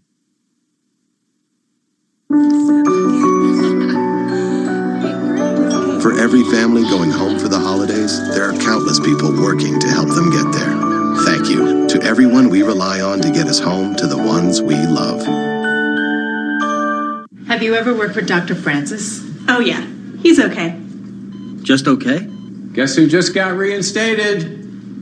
Well, not officially. Nervous? Yeah. Yeah, me too. Don't worry about it. We'll figure it out. I'll see you in there. Just okay is not okay. AT&T has America's best network, now with our best plans at our best prices, starting at $35 a line for 4 lines. New from AT&T. You ready? Yes. Now. Give it up for our first time All right, riders. first ride. Let's do this. 5 days in a row. 6 a.m. This holiday, give the gift of Peloton. That was totally worth it. I heard you guys have Workday now. Yeah, they're a great partner. They're always there with insights and guidance. It's like having a business caddy. You good for golf on Saturday? Can't. Closing the books. Team's already finished. Took half the time. And I'm back in. There's an opportunity in New York. What about boosting production? Hold off till spring. Not this quarter. Workday, a finance, HR, and planning partner like no other. It's a madhouse. They buy things, and I'm wondering, where did this even come from? There's no way to keep spending under control. Or to keep track of what everyone's up to. When I'm not there, they all raid the piggy bank. I'm not even 100% sure. For how we stay afloat. But on the upside, I never have any of these problems at work. With Coupa, the cloud-based business spend management platform, you get visibility and control of all your company's spend in one place, so you can leave the chaos at home. Coupa, spend smarter. Think you covered everyone on your holiday shopping list? Head over to CNBC Select and find the card that gives you cash back, travel rewards, or points, and reward yourself. When in doubt, don't guess. Head on over to cnbc.com/select and take control of your money. Dow needs 373 points to erase the deficit for the week. It's going to get there to a large degree. Futures look to be up, 200? Opening bell in 8 minutes, followed by our interview with Larry Kudlow on the jobs number. Don't go away.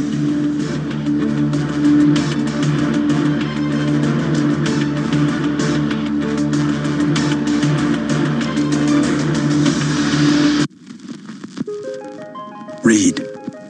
Read yourself past the gossip mags, past the agendas, the bias, the partisan pandering. Read yourself better. Selling a home is expensive and stressful, so we set out to create a better home selling experience with a network of the most successful real estate agents in America that'll sell your home for as little as a 2% commission. The icing on the cake with the Ideal Agent was that we saved $12,000 in commission. They were so stress-free. The whole process was amazing, and I would definitely recommend them. We are not a discount brokerage. These are top local agents that'll get you the best results. I finally got to start my career, except that I was spending thousands of dollars on interest on my student loans and I needed to refinance. And then I found Credible.com. Within just a few minutes, I had actual rates from lots of lenders. Now I'm saving thousands of dollars and I'll be out of debt much sooner. And I can focus on my future. It was so easy, I wish I had done it years ago. Visit Credible.com to see how much you could save on your student loans. When I lost my sight, my biggest fear was losing my independence. So I've spent my life developing technology to help the visually impaired. We are so good. We built a guide that uses IBM Watson. The library is in 40 meters. To help the blind. It is already working in cities like Tokyo. Your gate is in 50 meters on the right. My dream is to help millions more people like me. The time card doesn't care that the car wouldn't start. The bills don't care if the money can't be found. And pain doesn't care that it's just not there. But thankfully, you do. For just $25 a month, you double the Salvation Army's ability to come alongside hardworking Americans facing poverty and help them win.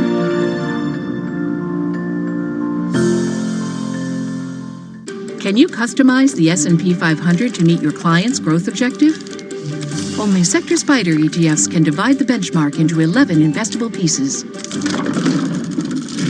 This allows you to underweight sectors like real estate and utilities and overweight sectors like technology. Sector Spiders, write your next chapter in investing. Before investing, consider the fund's investment objectives, risks, charges, and expenses. Go to sectorspiders.com for a prospectus containing this information. Read it carefully. You're watching CNBC Squawk on the Street, live from the financial capital of the world. Opening bell in 5 minutes on this Busy Jobs Friday. If you missed the number, 266,000, well above the estimate of 187. Unemployment rate down to 3.5. Wages up 3.1 year on year. Just a barn burner of a number, along with some incremental headlines on China trade, waiving some pork and soy tariffs. Jim? Yeah, it's still too minor. I mean, it's stuff that they actually need. It's not saying that we want them to do some boondoggle buy, but it's just lowering some tariffs and stuff. They have a big pork shortage because of Asian swine flu. Zoetis has got some really good numbers on that because they have been really keeping track of it. That's not what the president wants. The president wants a serious buy, and that's not it. That's just incremental, and that's not going to get them anywhere if they want to have serious talk. Some decent research. Jonas at Morgan Stanley on Tesla, upping the bull case to 500. Okay, so we got to talk about this guy. I mean, what's his bear case? Like 10? I don't know. The base stays 250. He takes the bull case to 500 on potential success of the Cybertruck and what he's already written about, which is margins in China. But he says that things aren't long-term good. Long-term, we're all going to be dead. I mean, I thought that was a shockingly a fatuous piece of research, because he raises his top without really doing anything to say that it's good. I mean, Tesla bull case goes from 440 to 500, but not bullish long-term. Jonas, come on, he's like the Jonas Brothers have better numbers than this guy. He's talking about the Cybertruck by year-end 2024 selling 100,000 units at 50,000 apiece, 20% EBITDA margins. That's probably more than people are thinking right now. Much more. That's why I say that if I read him, and I said he's the most bullish guy. But after all this stuff, he pulls back, says back, look, I'm not a bull. I mean, you can't have it both ways. You can't raise your price target and stay negative. Because when you do that, you tend to be trying to have a thesis. Your thesis isn't, this guy is not letting the facts get in the way of his negative story. He has it wrong. That's bullish. Okay. I get it. You're not respecting his work product here. No, I think he apparently is a super nice guy.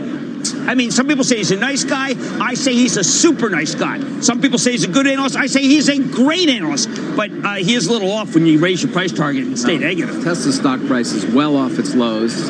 There was a point at this year, as you guys well know, where it traded well below even $200. Well, I mean, doesn't that say something? I thought when they threw the rock through, that was the bottom line for me. When they threw the rock through the window, I said, if this thing sells, if they get a single sale, and no, it's like, and now I'm like, my kids are saying, Dad, what are you thinking about the pickup? I said, no, I'm an X guy. All I know is anybody I speak to who owns a Tesla loves it. Yes. Do you see the intel? Have you really? I mean, some concerns about service, right? There's some, if something goes wrong, it takes a while to get it fixed. Okay. There's no dealer network. But overall, yeah, I would say overall, they have very high customer satisfaction. It's such a great product. Based on an absolutely flawed me saying, do you like your Tesla? And everybody's like, I love it. Now, how about the big screen? I mean, I don't want to get too granular, but they're fun. And most cars are not fun. And the other day there was an analyst who said all the other pickups may be crummy. I thought that was hard on I have an F-Series that I bought, but for Ford. But Phil LeBeau read that quote to Mary Barra. Yeah. She said she's just all about the customer. Yeah, Mary Barra really demonstrated that she is, But I really feel that the Tesla, the Jonas piece is just, he's got to come out and say, look, I'm incrementally more positive. You cannot use a huge price target and then say, hey, listen, you know what I don't like? You can't partly do that. How Morgan Stanley does things, right? In general, there's a large disparity between their bull and bear cases. Industry view cautious. I mean, I don't know. I found it. I used the word fatuous. I have to. Bear case $10. Come on. Bear case shares from Tesla. I mean, Elon Musk, listen to me. I apologize for a $10 bear case because I'm from this industry. There. Let's get the opening bell and the S&P 500 on this Friday morning at the big board.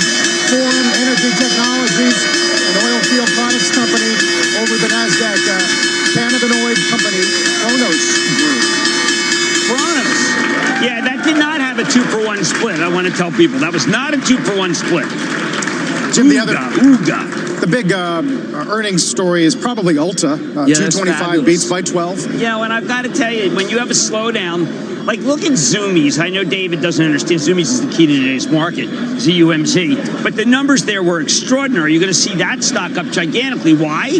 Because that's skating. Skateboard, David. Skateboard. Really? Yeah. No, that's the hottest. They have 700 stores. It's not a small. They have hundreds of stores. The numbers were fantastic. Big Lots numbers weren't nearly as bad as people thought. So you've got a lot of companies that were in retail that people thought were going to have bad numbers, and they didn't. And I think that's important. Today's a good retail day. Yeah, I've got some price target increases on Ulta at Citi, JPM, Piper, and some others. You know, we also had two pieces about how Lululemon's going to have a good number. That's part of athleisure. You know, we saw Sarah Eisen the other night. I miss her athleisure comments. She's been on Lululemon the whole way. That's one reason that Tapestry gets cut over at Evercore, back to inline, based on, again, just shifting tastes. Athleisure is coach is a victim. Yes, and taste did shift rather radically. One of the things that on the Zoomies call, which I advise everyone to read, they say, listen, it's now so fickle. Women's was strong, now women's is weak. Men's is strong. I mean, the consumers become very fickle, and Tapestry's not been able to adjust fast enough. I don't know. I mean, I've been watching this Real. I know that we did there's an investigation by CNBC into it, but you know, Coach retro bags are doing better than Coach. Interesting. Yeah. Guys, Monday, as you know, trial's going to start. State AGs led by the states of California and New York versus Sprint T-Mobile, challenging the deal itself, saying it would be anti-competitive for consumers. Judge Marrero, right up here, Pearl Street, on Monday. Both sides getting ready, of course, as you might imagine. Opening arguments are scheduled, at least at that point. And see what the stocks are doing. You know, a lot of implications here. Implications for Sprint's owner, SoftBank. Implications for T-Mobile and its owner, Deutsche Telekom, remember, which controls that company.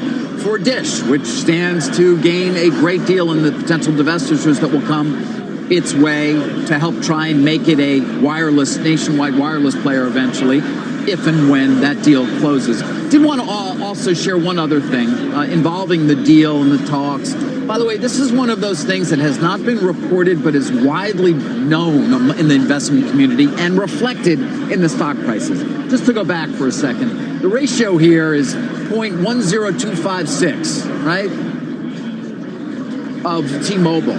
And that's why we're getting to this. That's 541. 541 is what that amounts to for Sprint. Or I should say, 789 is what that amounts to for Sprint. It's 542 right now.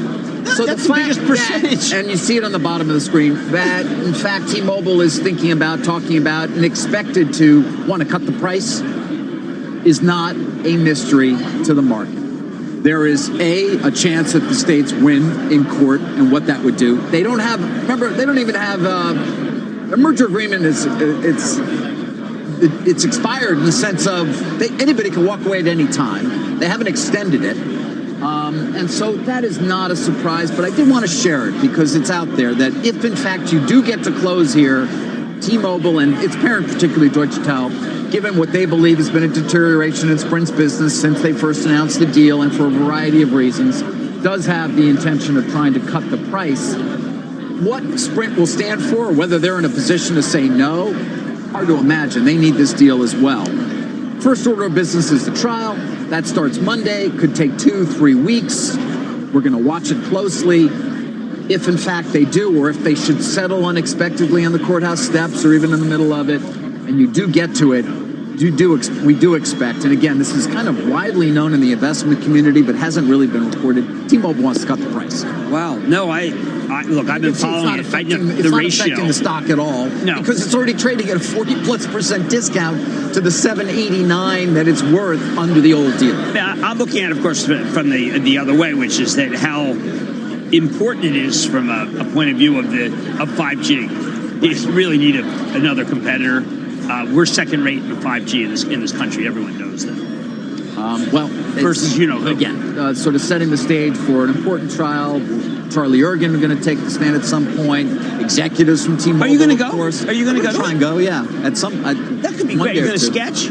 I will sketch, sure. I'm the worst artist ever, so I'll just draw a big circle with a couple of dots. But you did just talk about an untold story. I mean, this deal, we're waiting for us. We're waiting. It's been waiting. We're going to keep waiting. Okay. For a long time. But that's great. By the way, when it comes to waiting for a deal, don't wait for Alexion to ever do a deal, the pharmaceutical company. Interesting story here this morning. They out Elliott, essentially. Elliott was in there. We didn't know. And Alexion this morning issues a long press release in which they basically say, we had a constructive dialogue with all of our shareholders, and we recently engaged in good faith with Elliott Advisors, including their recommendation that we immediately launch a proactive sale process. And they say the board unanimously decided conducting a proactive sale process would not be in the best interest of shareholders and the patients we serve at this time. However, in the interest of transparency, we feel it's important for all our stakeholders to hear about our decision directly from us. They also go on to say that they were not approached by anybody, that they have the benefit of their board's exceptional industry backgrounds, investment experience, M&A leadership, and in deciding it would be inadvisable to follow Elliott's recommendation, they considered, among other factors, it's highly unusual, if not unprecedented, for a biopharmaceutical company of our size and maturity to proactively launch a sales process. And so, I thought that was interesting, Jim. Why is the stock up? I guess nobody even a possibility that Elliott's going to keep pushing. They do have a previous board member who agreed, by the way, with the rest of the everyone thinks this one's, that is, David, everyone thought this is one that's in takeover talks every single second. Right. Everyone's been saying this is the next one. It's obviously not. That's why I'm surprised the stock's up. And they also say to eliminate confusion and inaccurate information in the marketplace. To date, Alexion has not received any indications of interest to acquire the company, nor have we rejected any such inbound proposals. So that's Alexion's story there this morning. But interesting when they choose to get ahead of the activists, so to speak, and say, here it all is. That's a highly unusual statement. Yeah, I thought for sure they've been approached. They've got some interesting drugs. Oh, well, there you go. It's an earnings story now, David. Exactly.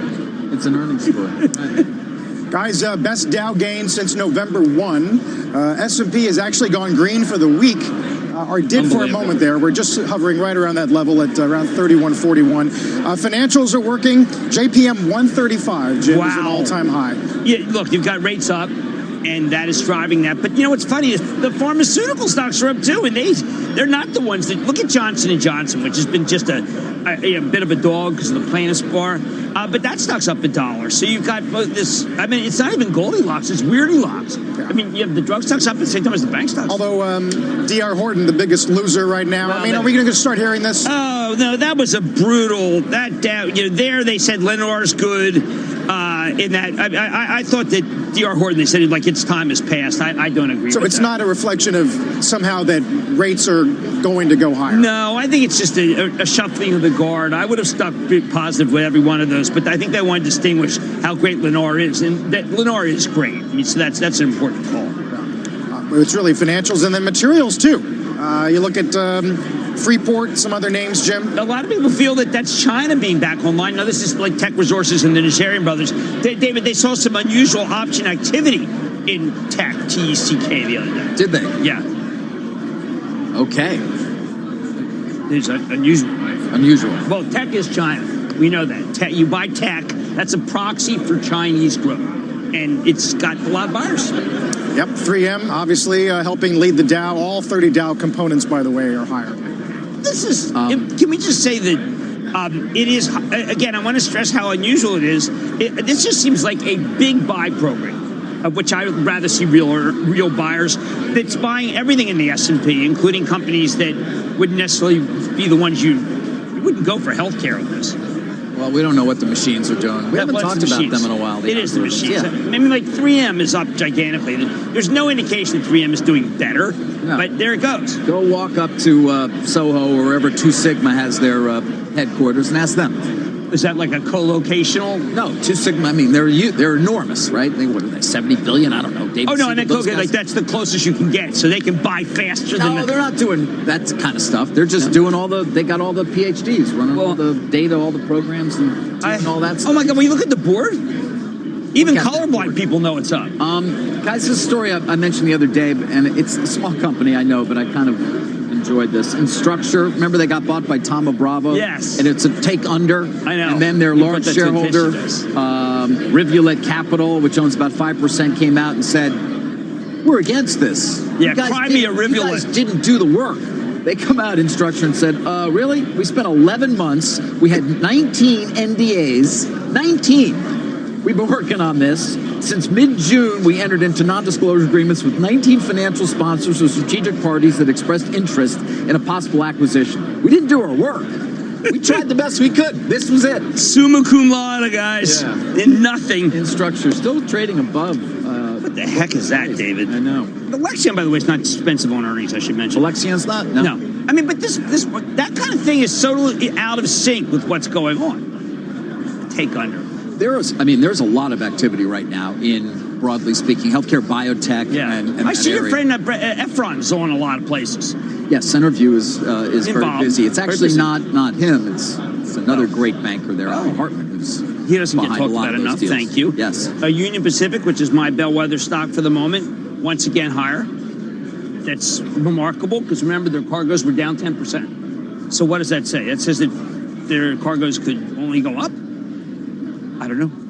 Well, that's what we were saying about rail traffic earlier in the year, and then it got worse. Yes, I know, but I guess I should have focused on the stocks, not the business. Meanwhile, as we're talking, OPEC and Russia agreeing to cut 500,000 barrels a day for whatever that means. We'll hear from Brian later in Vienna. Right, Brian's been doing unbelievable work there. I will say that 500,000 barrels, U.S. can make that up if they decide to turn the spigot on, which is why the 5-year curve remains below where things are now. 5-year curve is still like 53. It's not, things are not great in the oil patch. And I thought that had been the biggest gainer. That had been the job creator for a long time. That's no longer the big job creator. That's right. By the way, Aramco will start trading on Wednesday next week. Yeah. Next week's going to be nuts. Fed meeting, UK election, tariff deadline, Aramco, and House Judiciary, all in the next 5 sessions. I vowed not to sleep next week. Really? I know that's Dr. Oz says it's very bad for you. I continue to believe that, but you defy that every day. Well, I was out there with the Chipotle guys last night at Bar San Miguel. No slowdown. No? Boy, is that company doing well. Oh, my. That stock, I mean, I don't even know if you can contain that stock. They're double-digit. After all the things that happened, they have double-digit growth. You've been good on that name. Oh, thank you. You're welcome. And so is Bill Ackman. You were early. You stuck with it. You were early. Yeah. You sort of weathered some ups and downs. I said there. average 18 months. All right. 18 months, that's about how long people remember. Hey, is Larry on? We've been having a couple camera issues, but I think we do have him on the phone on the jobs report this morning. Of course, if you missed it, Labor did say November payrolls up by 266,000. Joining us on the phone with his first reaction from the White House, National Economic Council Director Larry Kudlow. Larry, happy Friday. Good to see you, or at least talk to you. And to you, Carl. Thank you very much. So help our viewers understand the strength of the number, knowing that we had GM and Census sort of clouding the picture, at least going into the print. Oh, look, those numbers up 1 month, down another, cancel each other out. It's a push. I mean, look at the basic theme here. America is working. America is working. And by the way, the middle class workers are working. We'll get to their jobs, not just their jobs, but their wages. But you're scoring 266,000, and Carl, don't forget, abstracting from all these things regarding the Census Bureau and the GM strike, you had plus 41,000 on the revisions. So actually, you got another 300,000 jobs month, if you will, 301,000 or whatever it is. These are very big numbers, and the interesting thing is on a trend line, you chart your 3-month movement, it looked like the economy was softening on the jobs front. Now the jobs front is coming back. That is showing more strength, and I'm thinking you're going to see a CapEx business investment follow through. And, of course, we know the housing industry is very strong as the Fed finally got straightened out and cut interest rates. So, look, bottom line, America's working. These are very strong numbers. These are happy numbers. These are sunny Friday numbers, Carl. Sunny and Friday numbers. Happy working Americans. Larry, in all the years of this gym, I work with you, which was always a great pleasure. You're a great economic historian, too. People don't know that. Can you contrast this versus 50 years ago? Because isn't this number a very much better number than we were at this time, when we were at these levels 50 years ago? Let's see. 50 years ago, you want to put me back into where, the 70s, or we haven't quite 80s? Into stagflation, Larry. We were going into, we had higher interest rates. We went into a recession. We had terrible inflation. Do we have any of those things right now? No. I mean, it's really interesting to me. So you're at 3.5% unemployment, dropped down a tick. Inflation, by the Fed's numbers, 1.4, 1.5%. So let's get this right. 3.5% unemployment is how much? A 50-year low, some odd. And at the same time, the inflation rate is about 1.4%. It's sort of very cool here. We are having growth and jobs and wages. Maybe we'll get to the wages in a moment. We are having all those solid growth, prosperity things without any inflation. We have a steady, reliable, dependable dollar, which I think helps a lot. And so all these Phillips curves are broken, Jimmy. It almost doesn't matter. It's like if the unemployment rate were 10, the inflation rate would be 1.5. The good news is the unemployment rate is 3.5, and the inflation rate is 1.5. And I think over a couple blocks from where I am, in that big building with all those econometric models and hundreds of thousands of PhDs, I think they're finally figuring out that more people working successfully is a good thing, not a bad thing. I don't want to waste inflation too. Brad, I don't want to be brash, Jimmy. I don't want to go out on a limb, but you've heard this before. More Americans working is a good thing, not a bad thing. Okay, then Larry, why do so many people in this country know that the stock market is doing so great? You and I saw those numbers yesterday. Weren't you astonished how few people know how good things are? Well, I don't know. It's kind of the times we live in. You and I kind of play the optimistic side. You and I always take the pro-American side. It has a lot to do, I think, with who we are and who our fathers were working in World War II. For some reason, we don't have those attitudes, but I don't want to get it, at the personal level, Jimmy. It is what it is. It's a very, very good story.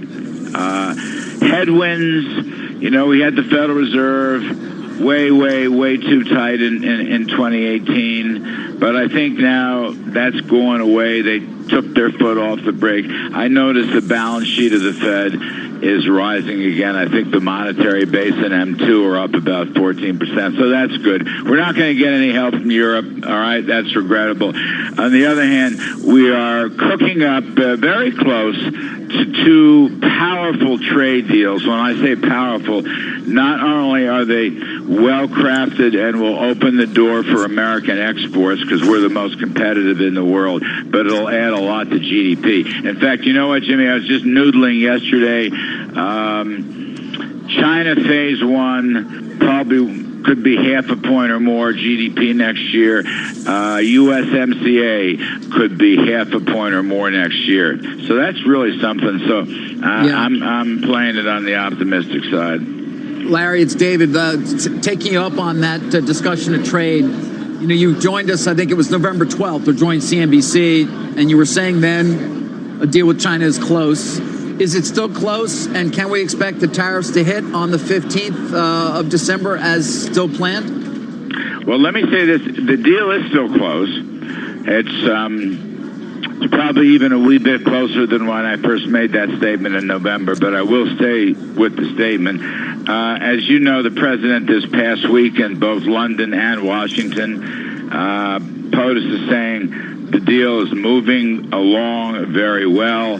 Having good discussions with China. You probably know the deputy level met again, I don't know, yesterday or the day before yesterday. POTUS again said yesterday we're moving along in the right direction. Now, he'll say, of course, it's got to be a good deal. There's a few buttons that have to be buttoned, and they're working on that, as you might guess.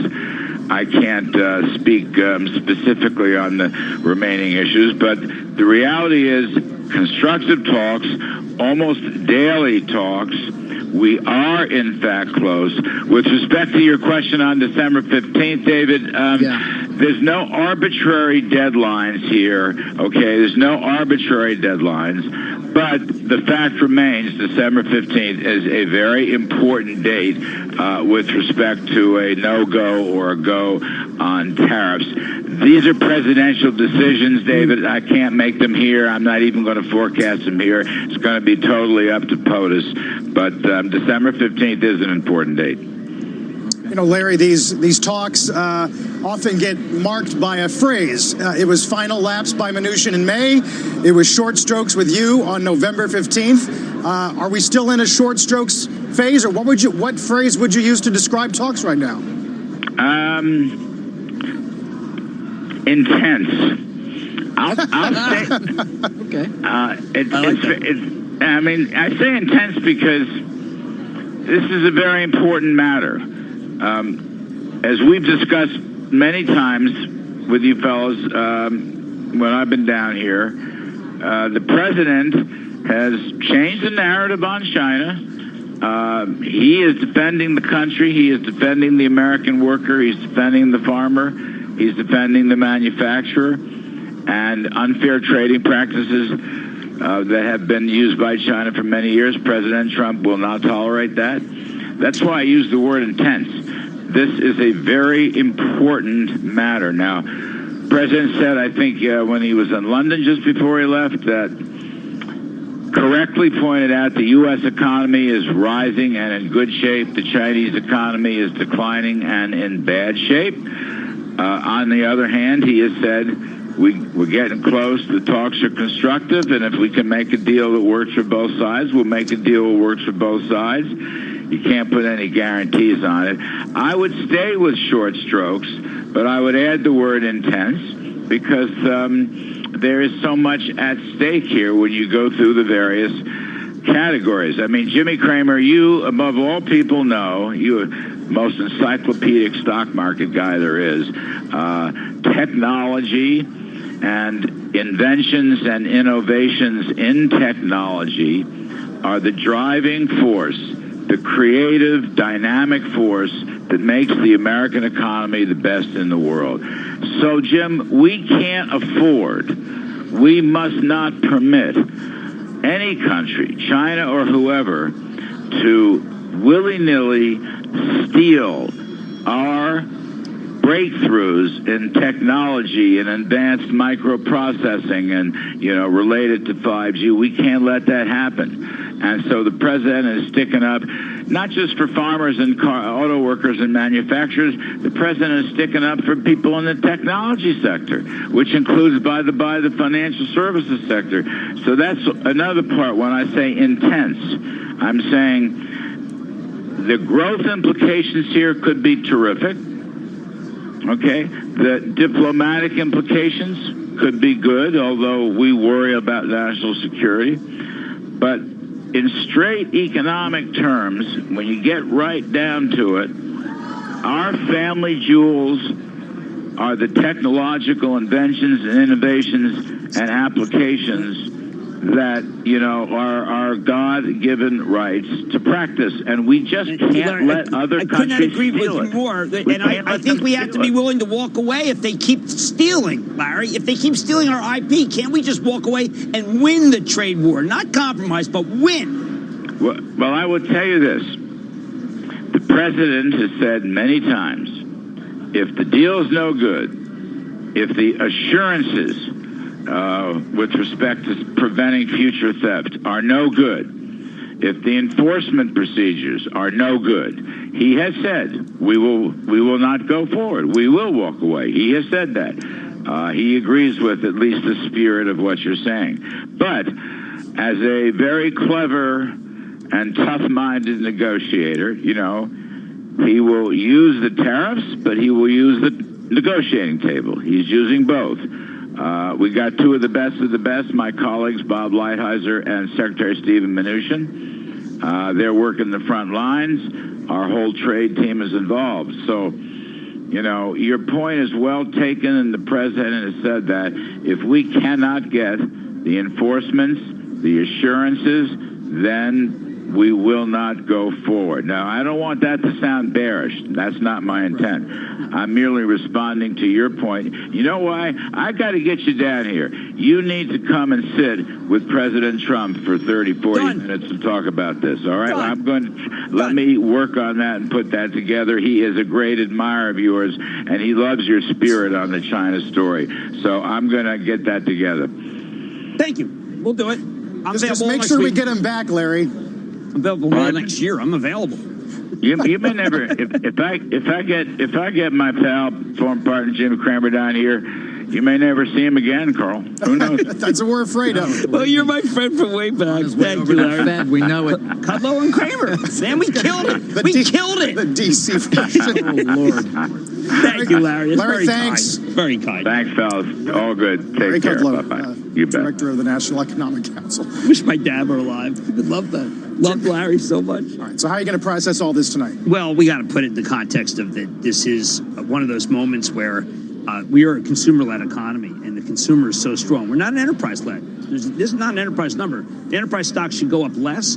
I got Boot Barn tonight, which is probably the fastest-growing retailer I follow, other than, maybe it's the fastest. I mean, I was going to put it in the watch list, so to speak. I've got this company, Grocery Outlet. Anybody who wants to might want to own a grocery store if you listen to him. And then Nitera, this is a company, they have the solution to finding cancer early. So I'm just finding these new American companies that I love so much. Jim, we'll see you tonight. Thank you, guys. Next week, big week. All right, big week. Mad Money, 6 p.m. Eastern Time. S&P's green for the week. Best gain for the Dow in more than a month. Back in a moment.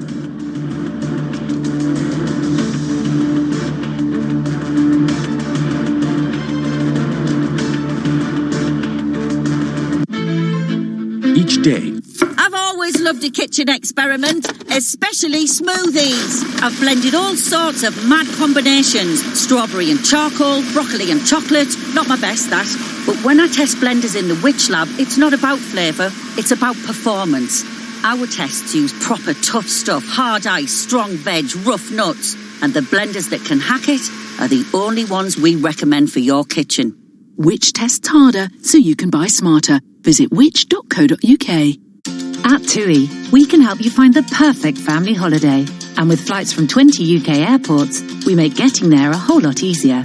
Book now with thousands of free kids' places, plus spread the cost and pay £0 deposit when you choose direct debit. Book online or in store with one of our travel experts. At TUI, we cross the T's, dot the I's, and put you in the middle. Offer available on selected holidays for a limited time and subject to limited availability. Booking T's and C's apply. At all protected. Forget the cheese, basket, and socks this holiday season and get the ones you love and even the ones you just kind of like. A subscription to TuneIn Premium. With TuneIn Premium, you'll be giving them the gift they can enjoy all year long. Featuring live NFL, NBA, NHL, and MLB games, commercial-free music, and even podcasts. TuneIn Premium brings the best in audio to you. This year, we're making Santa's job a whole lot easier. So forget the stocking. Stuff their phone with TuneIn Premium. Search Premium to upgrade today. Whether you call yourself a Democrat, Republican, Independent, or something else, The road to 2020 is on TuneIn. What a night! And a complete earthquake. This was Follow every step of the Democratic primaries while hearing the latest headlines from the White House with live 24-hour news from CNN, MSNBC, Fox News Talk, and more. We're closing in on the first results in the battle for the White House. Experience the election through the sources you trust with the nonstop news channels on TuneIn. It's College Football Conference Championship Weekend, and TuneIn is your home to hear all the champions crowned. This Saturday at 4 p.m. Eastern Time, it's the SEC Championship. The undefeated LSU Tigers, led by the Heisman frontrunner quarterback Joe Burrow, look to cap their perfect regular season. However, it won't be easy as their opponent, the Georgia Bulldogs, will be hungry to pull off the upset and earn their ticket to the College Football Playoff. Catch all the action on TuneIn. Search College Football to find your game.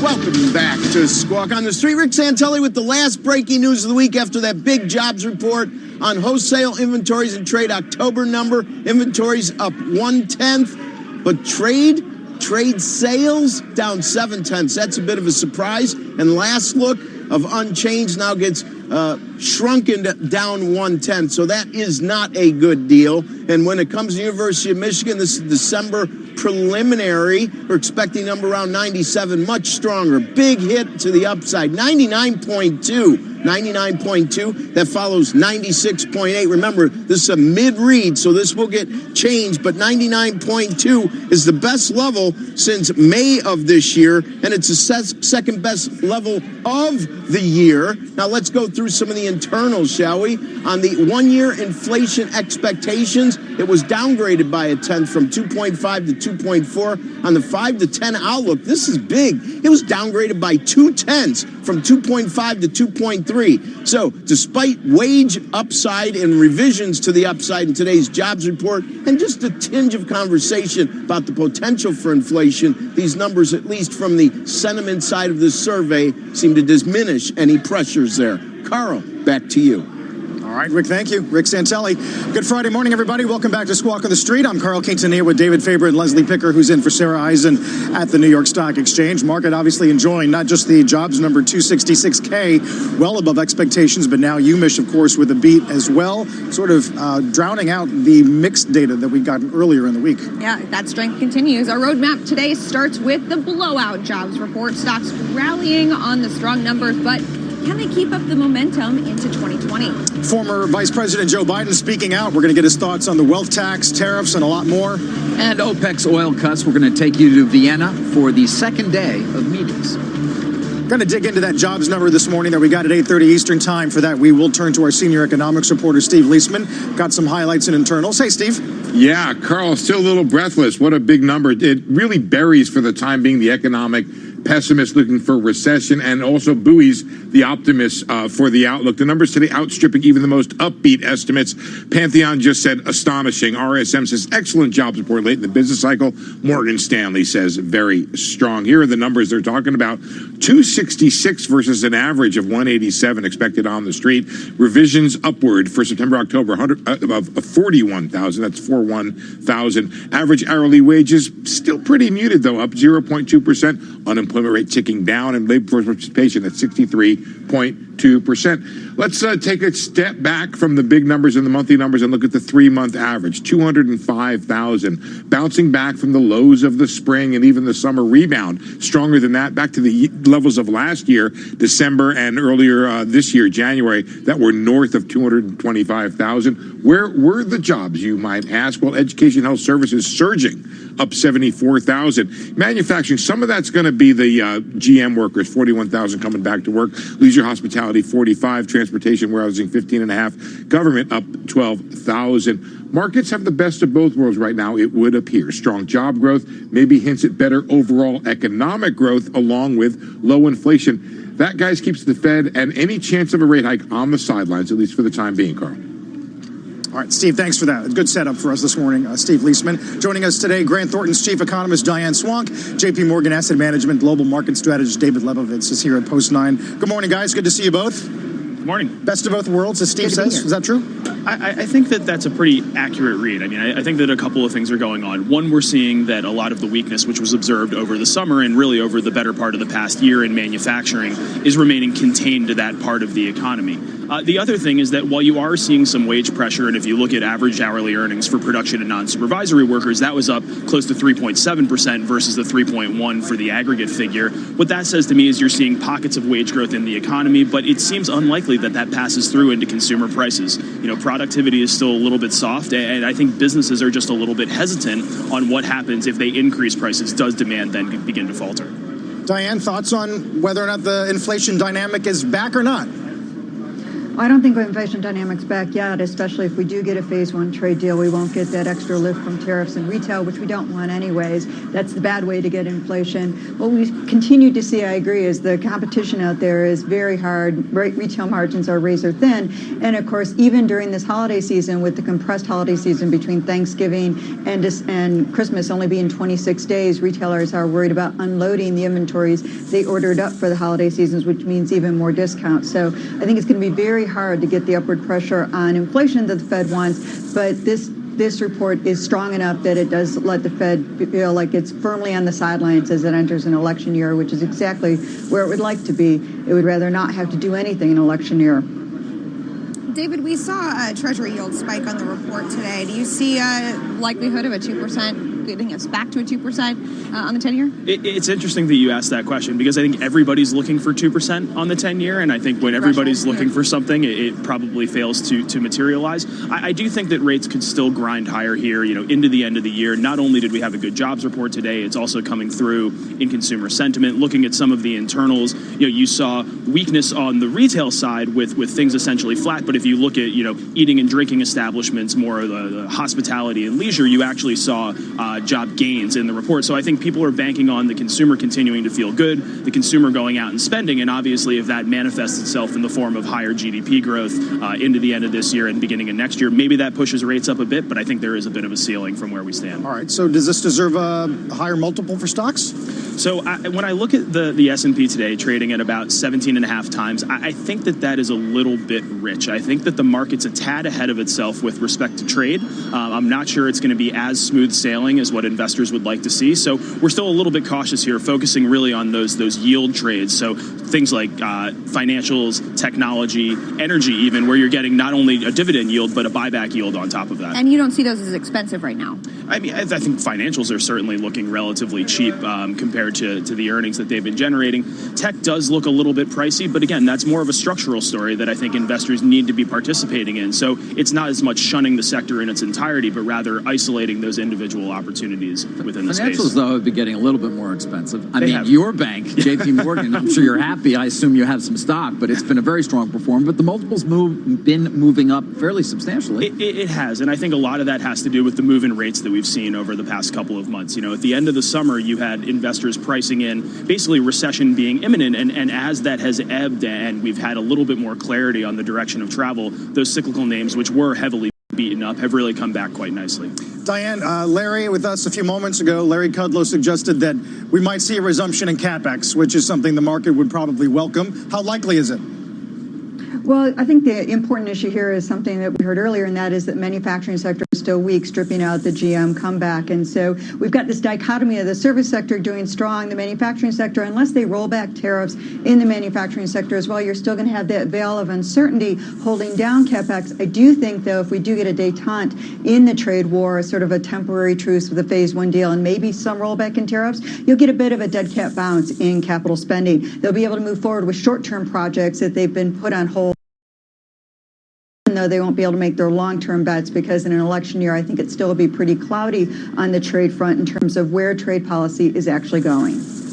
And I would actually take that one step further. Historically, there's been a tight relationship between profits and capital spending. And when we look at the outlook for profit growth next year, it's not terrible, but it's kind of low to mid single digits. So given the remaining uncertainty, given softer earnings in 2020, I think that probably keeps those longer term projects on the sideline as well. So you think that companies really need some clarity kind of on the trade front? What else before they start really deploying I think they need clarity on trade. They need clarity on the direction of travel for corporate earnings. I mean, consensus is still up near 10%. We're more in the low to mid single digits. And so as that re-rates, I think that, you're going to see companies recognize that perhaps staying on the sideline with respect to significant spending is probably the right approach. Finally, Diane, one last thing to bounce off you from Larry. He said 0.5 point to GDP out of phase one, 0.5 point out of USMCA. Do you have any problem with that?